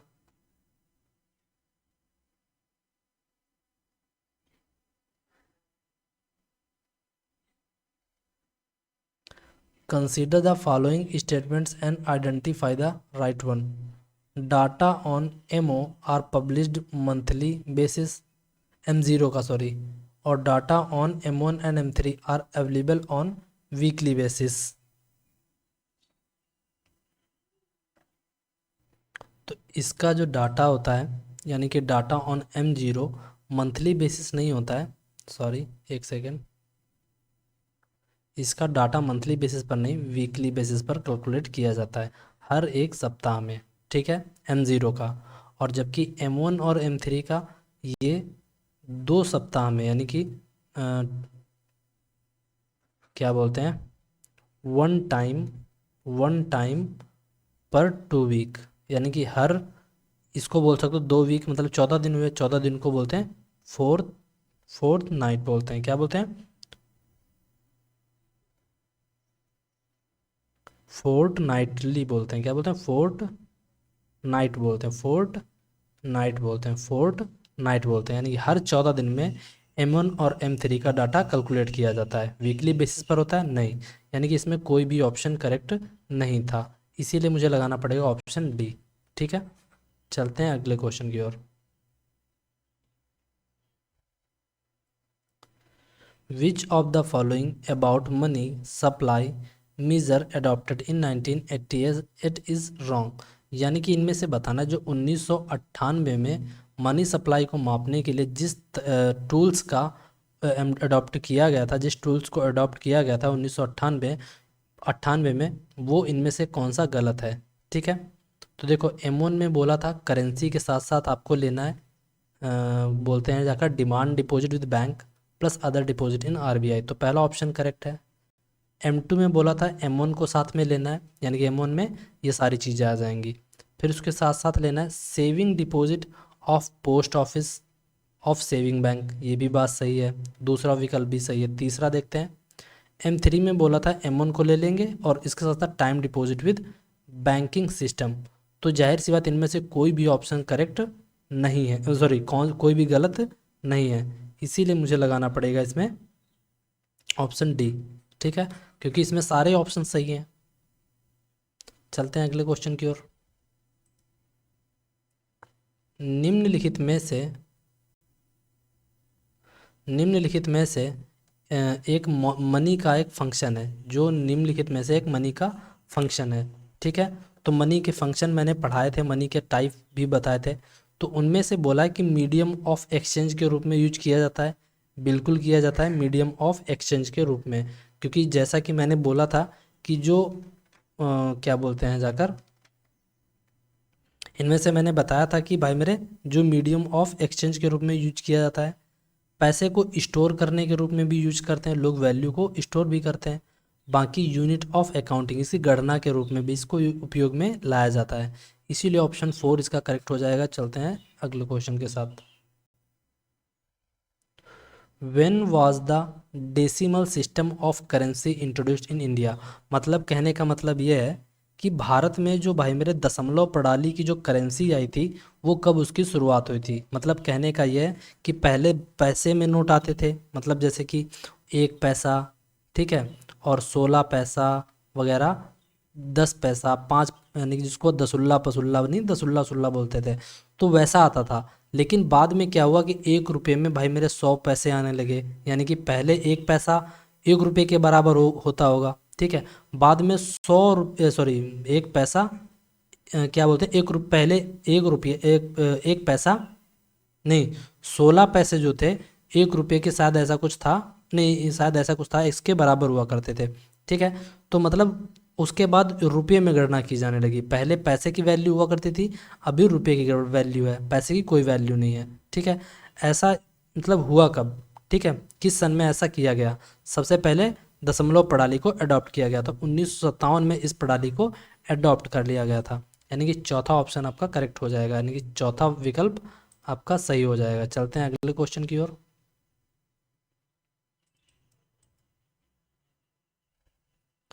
निम्नलिखित में से कौन सी बैंक है जो नेशनलाइज की गई थी 1969 में। तो देखो मतलब कि किस बैंक को 1969 ईस्वी में राष्ट्रीयकृत किया गया था। आपको मैं एक बात बताऊं, 1969 में सबसे पहली जो बैंक हुई थी उसका नाम था क्या बोलते हैं, आरबीआई हुई थी। उसके बाद कौन सी, एसबीआई बैंक हुई। उसके बाद 14 बैंकों का राष्ट्रीयकरण हुआ 1969 में। फिर उसके बाद कितनी हो गई, 14 एक 15, ठीक है, और फिर 6 बैंकों का राष्ट्रीयकरण और हुआ 1980 में। जब पहली बार राष्ट्रीयकरण आपसे पूछा जाएगा पहली बार राष्ट्रीयकरण कब हुआ था, तो आप बताएंगे 12 जुलाई 1982 में 14 बैंकों का पहली बार राष्ट्रीयकरण हुआ था। किसका, 14 बैंकों का हुआ था 1969 में। तब यानी कि कौन रही थी प्रधानमंत्री, तब आप कहेंगे इंदिरा गांधी रही थी। ठीक है, तो जो पहला जो बैंक था वो राष्ट्रीयकृत होने वाला जो बैंक था आपसे पूछा जाएगा। ठीक है, तो आपको मैं बता दूं, पहले जो रहा हुआ था वो सेंट्रल बैंक ऑफ इंडिया हुआ था, जिसका नाम आज आरबीआई है। ठीक है, तो आप लगाएंगे, नहीं नहीं नहीं नहीं भाई मेरे, रुक जाओ रुक जाओ, 1969 में सबसे पहला जो बैंक राष्ट्रीयकृत हुआ था उसका नाम आरबीआई होना चाहिए। अरे भाई सवाल भी तो देखो, वही तो मैं कह रहा हूँ कंफ्यूज क्यों हूँ। क्योंकि निम्नलिखित में से पूछा है वो बैंक जो राष्ट्रीयकृत नहीं की गई थी 1969 में। तो भाई मेरे विजया बैंक का तो हुआ था, केनरा बैंक भी हुआ था, हैं, सॉरी, मतलब केनरा बैंक का हुआ था, ठीक है, बैंक ऑफ इंडिया का भी हुआ था, सेंट्रल बैंक ऑफ इंडिया का हुआ था, लेकिन विजया बैंक कोई भाई मेरे उसका कोई राष्ट्रीयकरण नहीं हुआ था। याद रखेंगे, यानी कि इनका तो राष्ट्रीयकरण हुआ लेकिन विजया बैंक का नहीं हुआ था। ठीक है, चलते हैं अगले क्वेश्चन की ओर।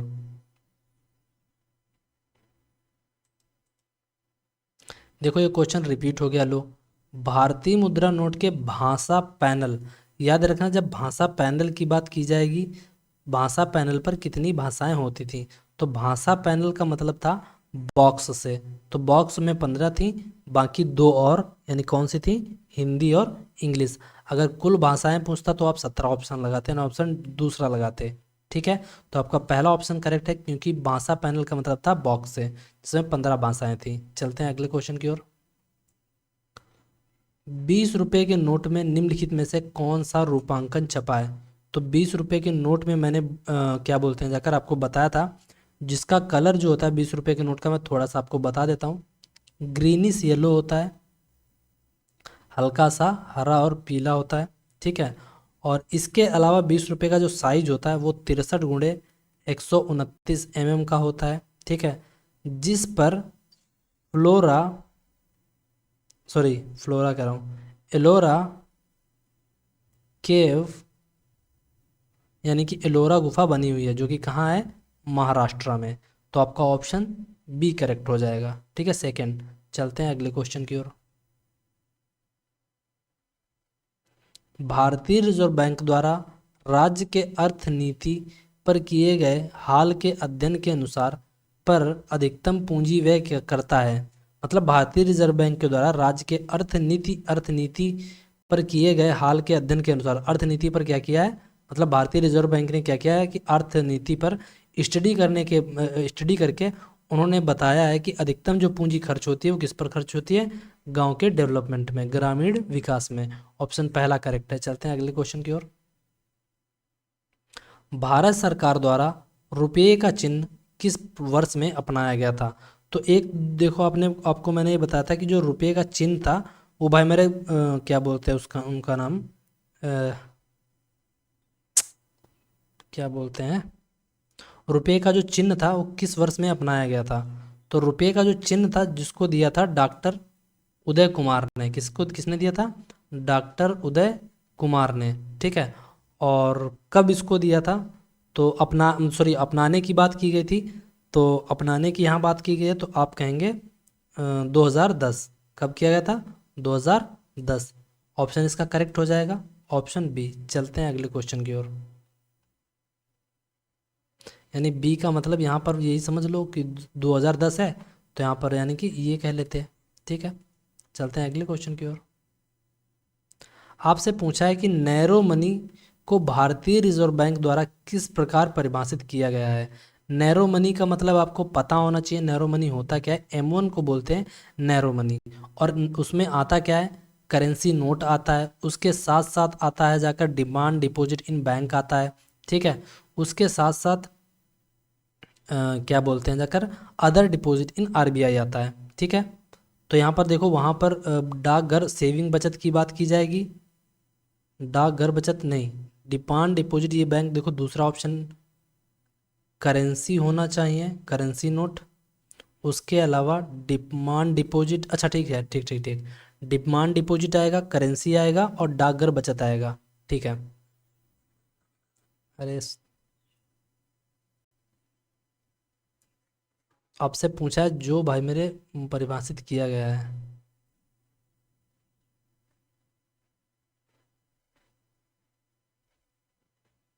ज़्यादा बेटर ऑप्शन यही करेक्ट है, जहाँ पर करेंसी के साथ साथ डिमांड डिपॉजिट इन बैंक और plus other deposit in RBI, ठीक है। जिसमें यानी कि अदर डिपॉजिट में आते हैं भाई मेरे सभी आ जाते हैं, ठीक है, डाकघर बचत, बैंक बचत, सब आ जाता है, ठीक है। तो आप इस बात को याद रखेंगे। ऑप्शन बी इसका करेक्ट हो, सेकंड करेक्ट हो जाएगा। चलते हैं अगले क्वेश्चन की ओर।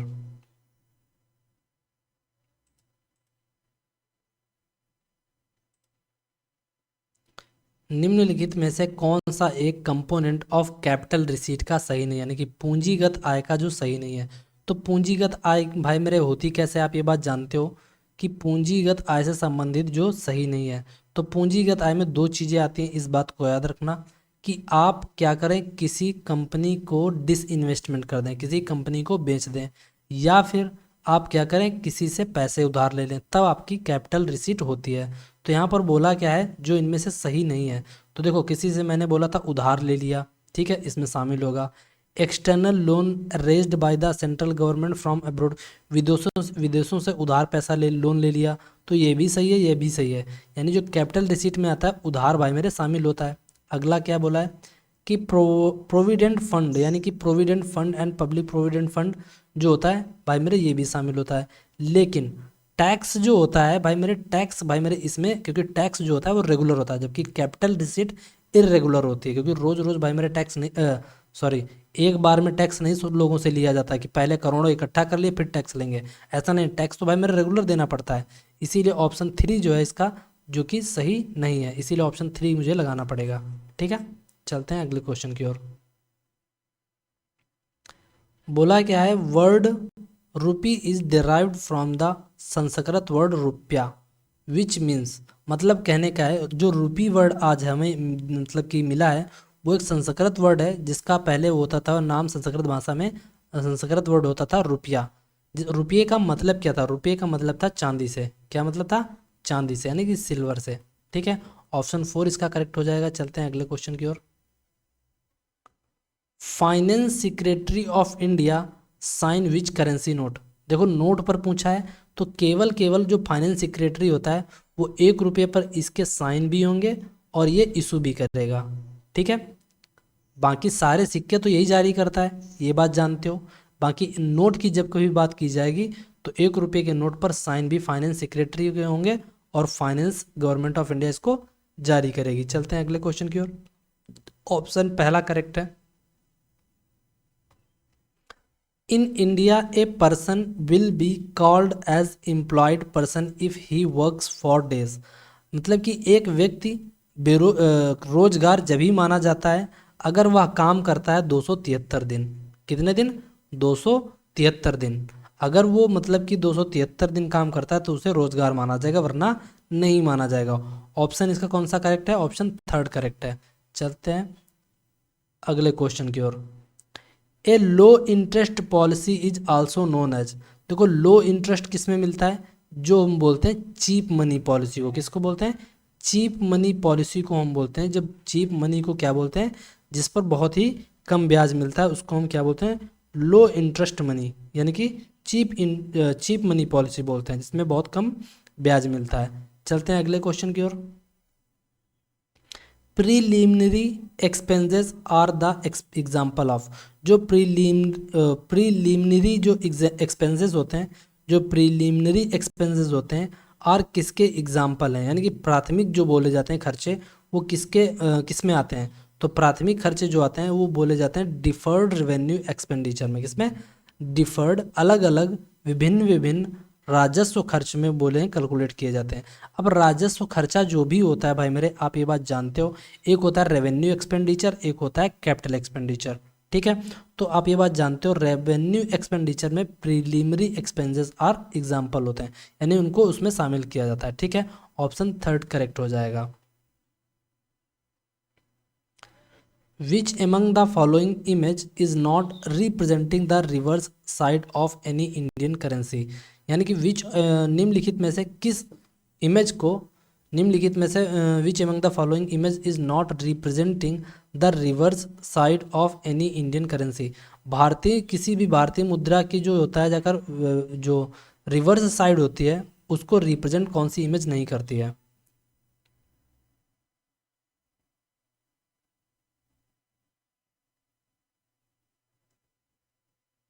तो भीमबेटका गुफाएं किसी भी नोट पर नहीं बनी हुई हैं, ये बात जानते हो। ठीक है, भीमबेटका किसी भी नोट पर छपी नहीं हुई है, इसीलिए ऑप्शन 3 जो है वो भाई मेरे करेक्ट हो जाएगा, जो कि सही नहीं है।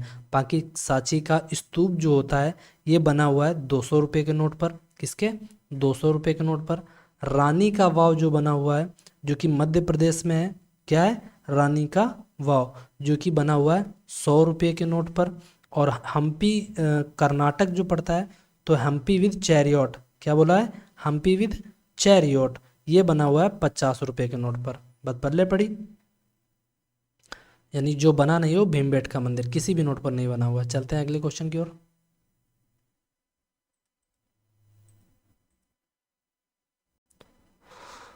What is maximum period for which money is lent under call money, यानी कि कॉल मनी क्या होता है, आपसे डायरेक्टली पूछा है कि कॉल मनी क्या होता है। तो कॉल मनी वो मनी होता है जिसको आप एक दिन के लिए किसी को उधार देते हैं, यानी कि एक जैसे मैंने एक बैंक क्या करती है दूसरी बैंक को उधार देती है एक दिन के लिए, या फिर बोल सकते हो ओवरनाइट, यानी कि रात भर या करके, यानी कि बोलते हैं रात भर के लिए, ठीक है, उसको हम बोलते हैं कॉल मनी। ऑप्शन पहला करेक्ट हो जाएगा। चलते हैं अगले क्वेश्चन की ओर।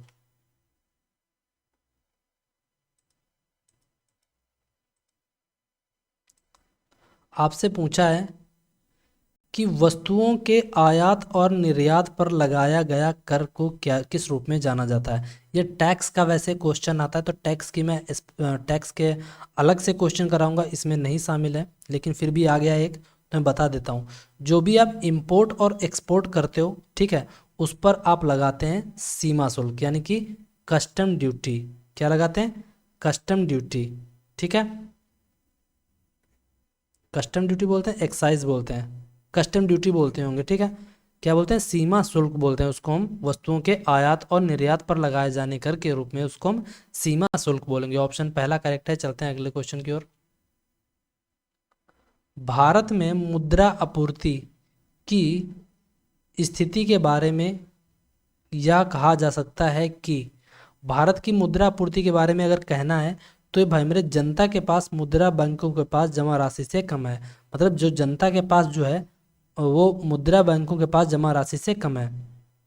समझ रहे हो कि नहीं, यानी जितना भी जनता के पास जो मुद्रा है वो भाई बैंकों के पास जितना धन है उससे तो कम ही है, यही आप कहेंगे मुद्रा आपूर्ति। मुद्रा आपूर्ति क्या होती है, तो आप कहेंगे भारत में मुद्रा आपूर्ति का मतलब, भारत में मुद्रा आपूर्ति का मतलब यह है कि जब जनता के पास जो पैसा हो वो भाई मेरे क्या हो, वो मुद्रा बैंकों से क्या हो, कम हो, उसको बोलते हैं मुद्रा आपूर्ति, ठीक है। ऑप्शन इसका सेकंड करेक्ट हो जाएगा। चलते हैं अगले क्वेश्चन की ओर। What is maximum period for which money is lent under term money, यानी टर्म मनी का मतलब क्या है, टर्म मनी का मतलब यह है, टर्म मनी होती क्या है, जब एक बैंक जो होती है जाकर किसी दूसरी बैंक को 14 दिन के लिए जब उधार देती है उसको हम बोलते हैं टर्म मनी। टर्म मनी का मतलब है जब एक बैंक जब दूसरी बैंक को 14 दिन के लिए उधार देती है उसको हम टर्म मनी बोलते हैं। ऑप्शन थर्ड करेक्ट हो जाएगा। चलते हैं अगले क्वेश्चन की ओर। What is the maximum maturity period of funds instrument in money market? तो मतलब आपसे पूछा है कि एक्चुअल में मनी मार्केट जो होता है मनी मार्केट में what is the maximum maturity period of funds instrument in money market, सबसे अधिकतम मेच्योरिटी समय क्या होता है फंड अथवा इंस्ट्रूमेंट का मनी मार्केट में। समझ रहे हो कि नहीं, सबसे अधिकतम मेच्योरिटी का जो पीरियड क्या होता है फंड्स और इंस्ट्रूमेंट का मनी मार्केट में, तो आप कहेंगे जो इसका वो क्या बोलते हैं पीरियड होता है वो भाई मेरे अधिकतम होता है फंड्स इंस्ट्रूमेंट में, फंड्स या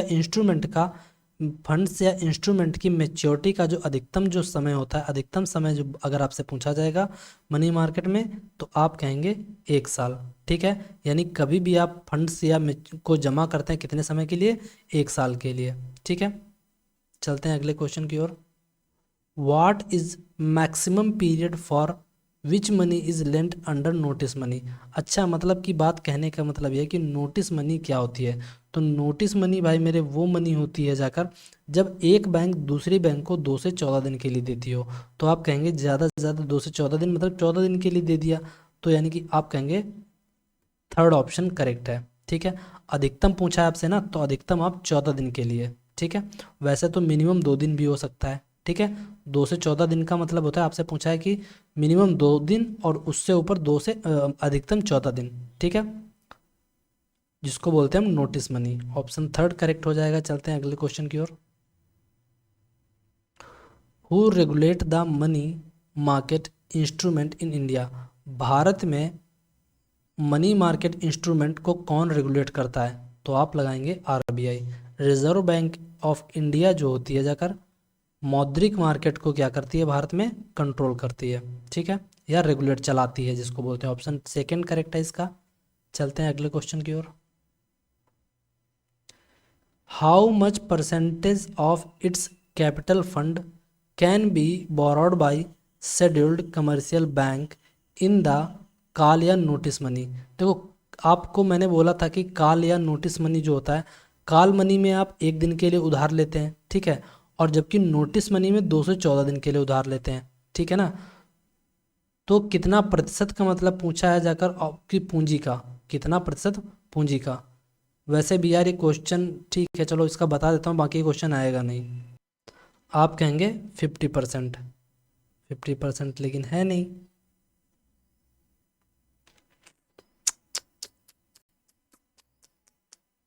क्या करें? आप इसको ये लगाइए, ज़्यादा बेटर ऑप्शन रहेगा 125%। कितना? 125%। कितना? 125%, ठीक है, 125%, ठीक है। कितना मतलब कि जितनी भी पूंजी होगी उसका कि जो होता है जाकर उधार दे सकते हैं, कितना? आप कहेंगे 125%, ठीक है। चलते हैं अगले क्वेश्चन की ओर। ये आ कहाँ से गए क्वेश्चन, मेरे ये समझ में नहीं आ रहे।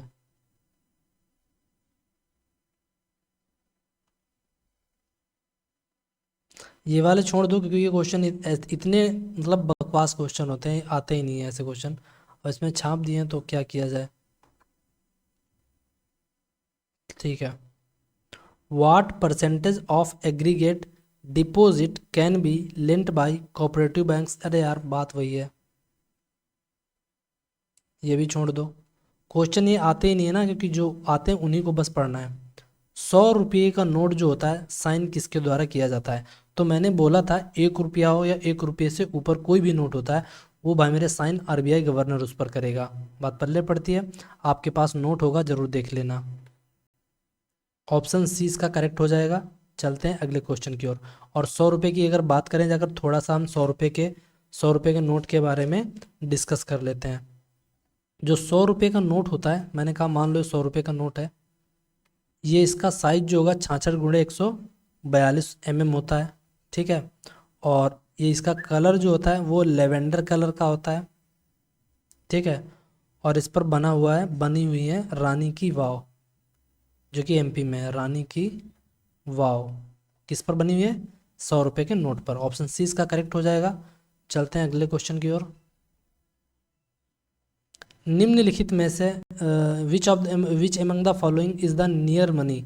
तो नियर मनी क्या होती है जाकर आपसे डायरेक्टली सवाल ऐसा पूछा जाता है कि भाई मेरे नियर मनी क्या होता है। तो नियर मनी भाई मेरे जो बोला जाता है, वो बोला जाता है मतलब जो भी नगद के रूप में होता है जाकर। नगद मतलब जैसे कि मैंने कहा गोल्ड, गोल्ड भाई मेरे जब चाहो तब आप नगद ले सकते हो, तो इसको बोलेंगे हम नियर मनी, ठीक है। और या बोल सकते हो बॉन्ड्स भी आप नगद फॉर्म में होते हैं। इंश्योरेंस पॉलिसी भी जब चाहो तब तुड़वा सकते हो। सिक्योरिटी कोई हो उसको भी जब चाहो तब तुड़वा सकते हो। इसीलिए ऑप्शन डी इसका ज़्यादा बेटर है। चलते हैं अगले क्वेश्चन की ओर। आई होप आपको यहाँ तक ये क्वेश्चन समझ में आ गए हो, ठीक है।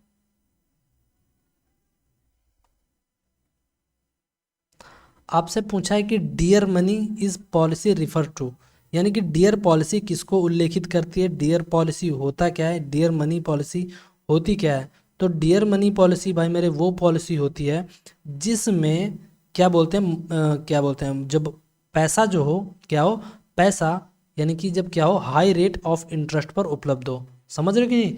जब क्या बोलते हैं जाकर जब मनी जो हो वो बहुत ही अधिक ब्याज दर पर उपलब्ध होता है, उसको हम बोलते हैं डियर मनी।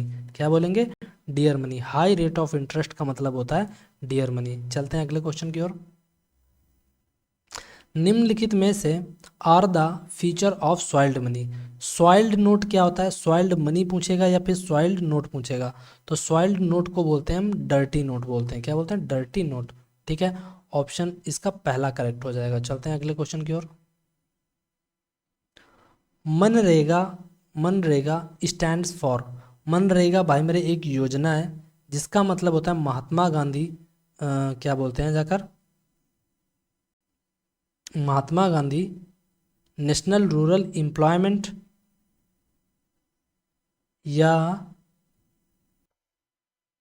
तो क्या हो जाएगा, देखो पहला एमजी का मतलब महात्मा गांधी है, इसमें भी है इसमें भी है, तो ठीक है कोई बात नहीं। फिर नेशनल रूरल, देखिए नेशनल रूरल यहाँ भी है यहाँ भी है, यहाँ पर न्यूट्रिशन रूरल है, यहाँ नहीं हो सकता। और यहाँ पर Mahatma Gandhi national rural employment guarantee scheme, ठीक है, गारंटी स्कीम, और Mahatma Gandhi national rural employment generation scheme, ये नहीं हो सकता। अब ये भी नहीं, तो बच कौन सा गया, ऑप्शन सी, यानी कि जो इसका करेक्ट ऑप्शन सी हो जाएगा।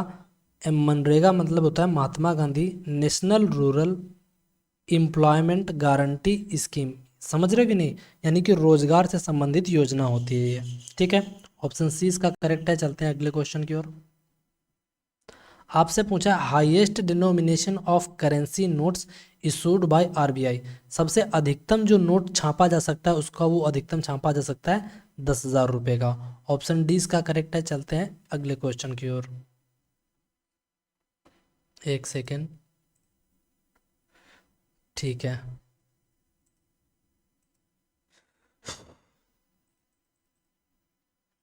दिख तो रहा होगा, नहीं दिख रहा है, I hope you will see the question.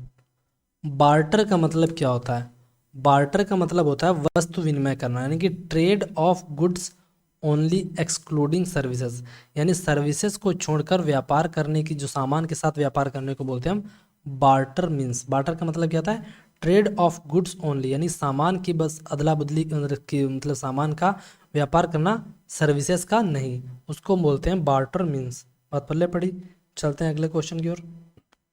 फिर अगला पूछा है 10 रुपये का नोट जो होता है, इज 10 रुपये का नोट क्या है, तो 10 रुपये का जो नोट है वो एक टोकन मनी है और लीगल मनी है। 10 रुपये का नोट क्या है, टोकन मनी है और लीगल मनी, इसीलिए ऑप्शन इसका सी करेक्ट हो जाएगा, ठीक है, ए एन सी, यानी कि ऑप्शन सी इसका करेक्ट है। चलते हैं अगले क्वेश्चन की ओर। This is a characteristic of good money, अच्छा जो यानी गुड मनी का जो कौन सा एक विशेषता है, तो गुड मनी जो होता है जाकर आपको बताना है कि गुड मनी की इनमें से क्या एक विशेषता है, ठीक है। तो गुड मनी की क्या विशेषता है भाई मेरे, आप कह सकते हो ज़्यादा बेटर ऑप्शन लगाएंगे आप, हाई इंट्रिंसिक वैल्यू, ठीक है, या आप बोल सकते हैं लिक्विडिटी भी बेस्ट था, तो आप ज़्यादा बेटर लगाइए इंट्रिंसिक वैल्यू की बोलते हैं जाकर गुड मनी के बजाय। एक्चुअल में इसके कई 4-5 रूप होते हैं, मतलब किसको अगर सही माने तो इसमें आप ज़्यादा बेटर लगाएंगे जिसकी हाई इंट्रिंसिक वैल्यू हो, क्या बोलेंगे, फिर एक पर्टिकुलर वो दे देगा। तो आप एक काम करो, लिक्विडिटी ज़्यादा बेटर ऑप्शन लगाओ, बी ज़्यादा ऑप्शन इसका बेटर लगाओ। चलते हैं अगले क्वेश्चन की ओर। Fiat money is the one which, fiat money क्या है आपको ये बताना है कि फिएट मनी जो होता है जाकर इनमें से कौन सा एक सही हो सकता है, ठीक है, जिसके ऑप्शन कुछ हैं इस तरीके से। फिएट मनी जो होती है जिसकी हैज़ नो इंट्रिंसिक वैल्यू, मतलब जैसे कि मैंने कहा एक 10 रुपये का नोट ले लो, ठीक है, 10 रुपये का नोट, और मान लो नोटबंदी हो जाए और 10 रुपये का नोट बंद हो जाए, तो 10 रुपये का नोट बंद हो जाएगा तो 10 रुपये का नोट जो हो जाए वो कबाड़ हो जाएगा, कबाड़ भी नहीं जाएगा, कोई कबाड़ खरीद भी लेता है लेकिन इसको कोई नहीं खरीदेगा, इसकी कोई वैल्यू नहीं रहेगी। मतलब और मैं एक ले लेता हूँ सिक्का, अगर मान लो ये 2 रुपये का सिक्का है, क्या है, 2 रुपये का सिक्का, ठीक है। इंट्रिंसिक वैल्यू का मतलब मैं आपको समझाता हूँ क्या है। एक मैंने 2 रुपये का सिक्का ले लिया, अब अच्छा ये बताओ अगर मान लो सिक्का बंद हो जाए, ठीक है, तो इसमें कुछ ऐसी तो धातु लगी होती है, तो धातु धातु के वजन के हिसाब से तो बिक ही जाएगा ना, तो जो वजन के हिसाब से बिक जाती है जाकर उसको हम बोलते हैं इंट्रिंसिक वैल्यू, जबकि 10 रुपये के कागज़ की नोट की कोई वैल्यू नहीं होती। इसीलिए फिएट वैल्यू वो वैल्यू होती है जिसकी कोई भी इंट्रिंसिक वैल्यू, आंतरिक वैल्यू नहीं होती है, ठीक है। चलते हैं अगले क्वेश्चन की ओर। टोकन मनी क्या होता है, आपसे डायरेक्टली ऐसा एग्जाम में सवाल पूछा जाता है कि भाई मेरे कि टोकन मनी क्या होता है। टोकन मनी भाई मेरे कॉइन्स को ही बोलते हैं, ठीक है, जिसके कारण क्या होता है, जिसकी इंटरनल वैल्यू कुछ ना कुछ होती है। क्या होती है? Token money face value is less than metal value, ऐसा कुछ नहीं है। Face value is equal to the metal value, ऐसा भी नहीं है, ठीक है। ऑप्शन सी भी है, ठीक है।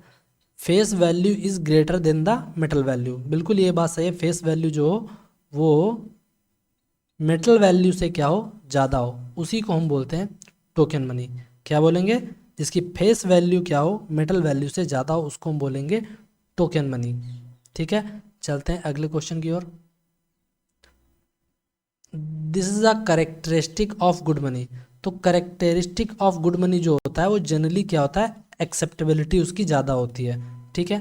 ज़्यादा बेटर ऑप्शन इसका कौन सा है? बी। चलते हैं अगले क्वेश्चन की ओर। दो और लास्ट के क्वेश्चन है। मुद्रास्फीति की दर में तेजी से वृद्धि को कभी कभी आधार प्रभाव के लिए जिम्मेदार ठहराया जाता है। आधार प्रभाव क्या है? तो मैं एक बात बताता हूँ कि बेस इफेक्ट जो होता है, क्या होते हैं बेस इफेक्ट? बेस इफेक्ट वो होता है जब भाई मेरे क्या होता है कि किसी आधार वर्ष के कारण, किसी मान लो जैसे कि मैंने कहा कि 2011 में और अभी मान लो मुद्रा क्या है 2000, अभी चल रहा है 23, ठीक है। अगर 2011 से 2023 की तुलना में आप देखेंगे तो भाई मेरे जब तुलना किससे करो 2011 से, तो 2011 हमारा हो जाएगा बेस वर्ष यानी कि बेस ईयर। जब 11 से 23 तक जो भी चेंज हुआ है ना, यानी कि बेस में चेंज हुआ है, तो बेस में चेंज होने से जो महंगाई में इफेक्ट आता है उसी को बोलते हैं आधार प्रभाव, ठीक है। आपके लिए ऑप्शन देखते हैं क्या है। मुद्रास्फीति यानी कि बात करते हैं जाकर इन्फ्लेशन की बात की जा रही है कि दर की गणना पर पिछले वर्ष के मूल्य स्तर के इफेक्ट को देखते हैं, प्रभाव को देखते हैं कि भाई मेरे पिछले साल यानी कि बेस ईयर में क्या चेंज आया, बेस ईयर के कारण महंगाई में क्या चेंज आया, उसको बोलते हैं हम सॉरी आधार प्रभाव या फिर बेस ईयर। ऑप्शन इसका थर्ड करेक्ट है। चलते हैं अगले क्वेश्चन की ओर। भारत में the term hot money is use to refer to.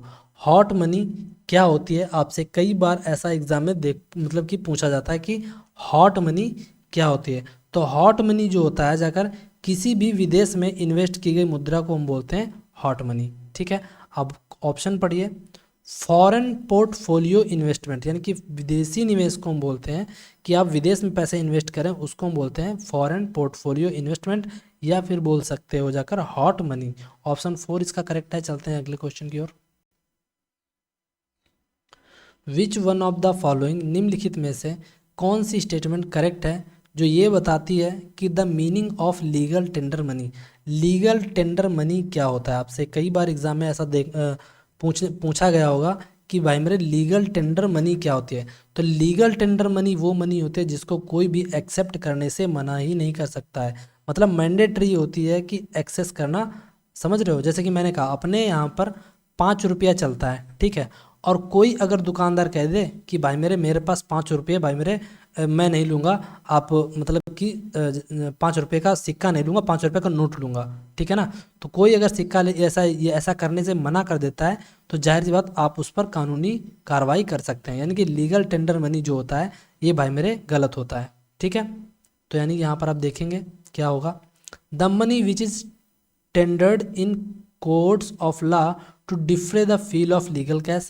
The money which is a creditor is under compulsion to accept in settlement of his claims. The bank money in the form of, अगला question क्या है, अच्छा last है question है। तो the bank money in the form of cheques, draft, bill of exchange are no.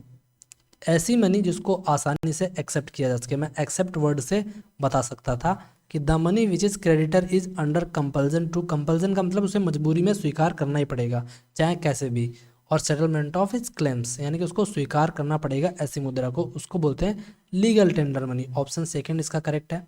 I hope आपको आज के जितने भी क्वेश्चन कराए हैं वो, आई होप आपको जितने भी एग्जाम ओरिएंटेड क्वेश्चन थे अगर आपको पसंद आए होंगे, ऐसी मैं उम्मीद करता हूँ। अगर पसंद आए तो please do like and subscribe and press the bell icon, ठीक है।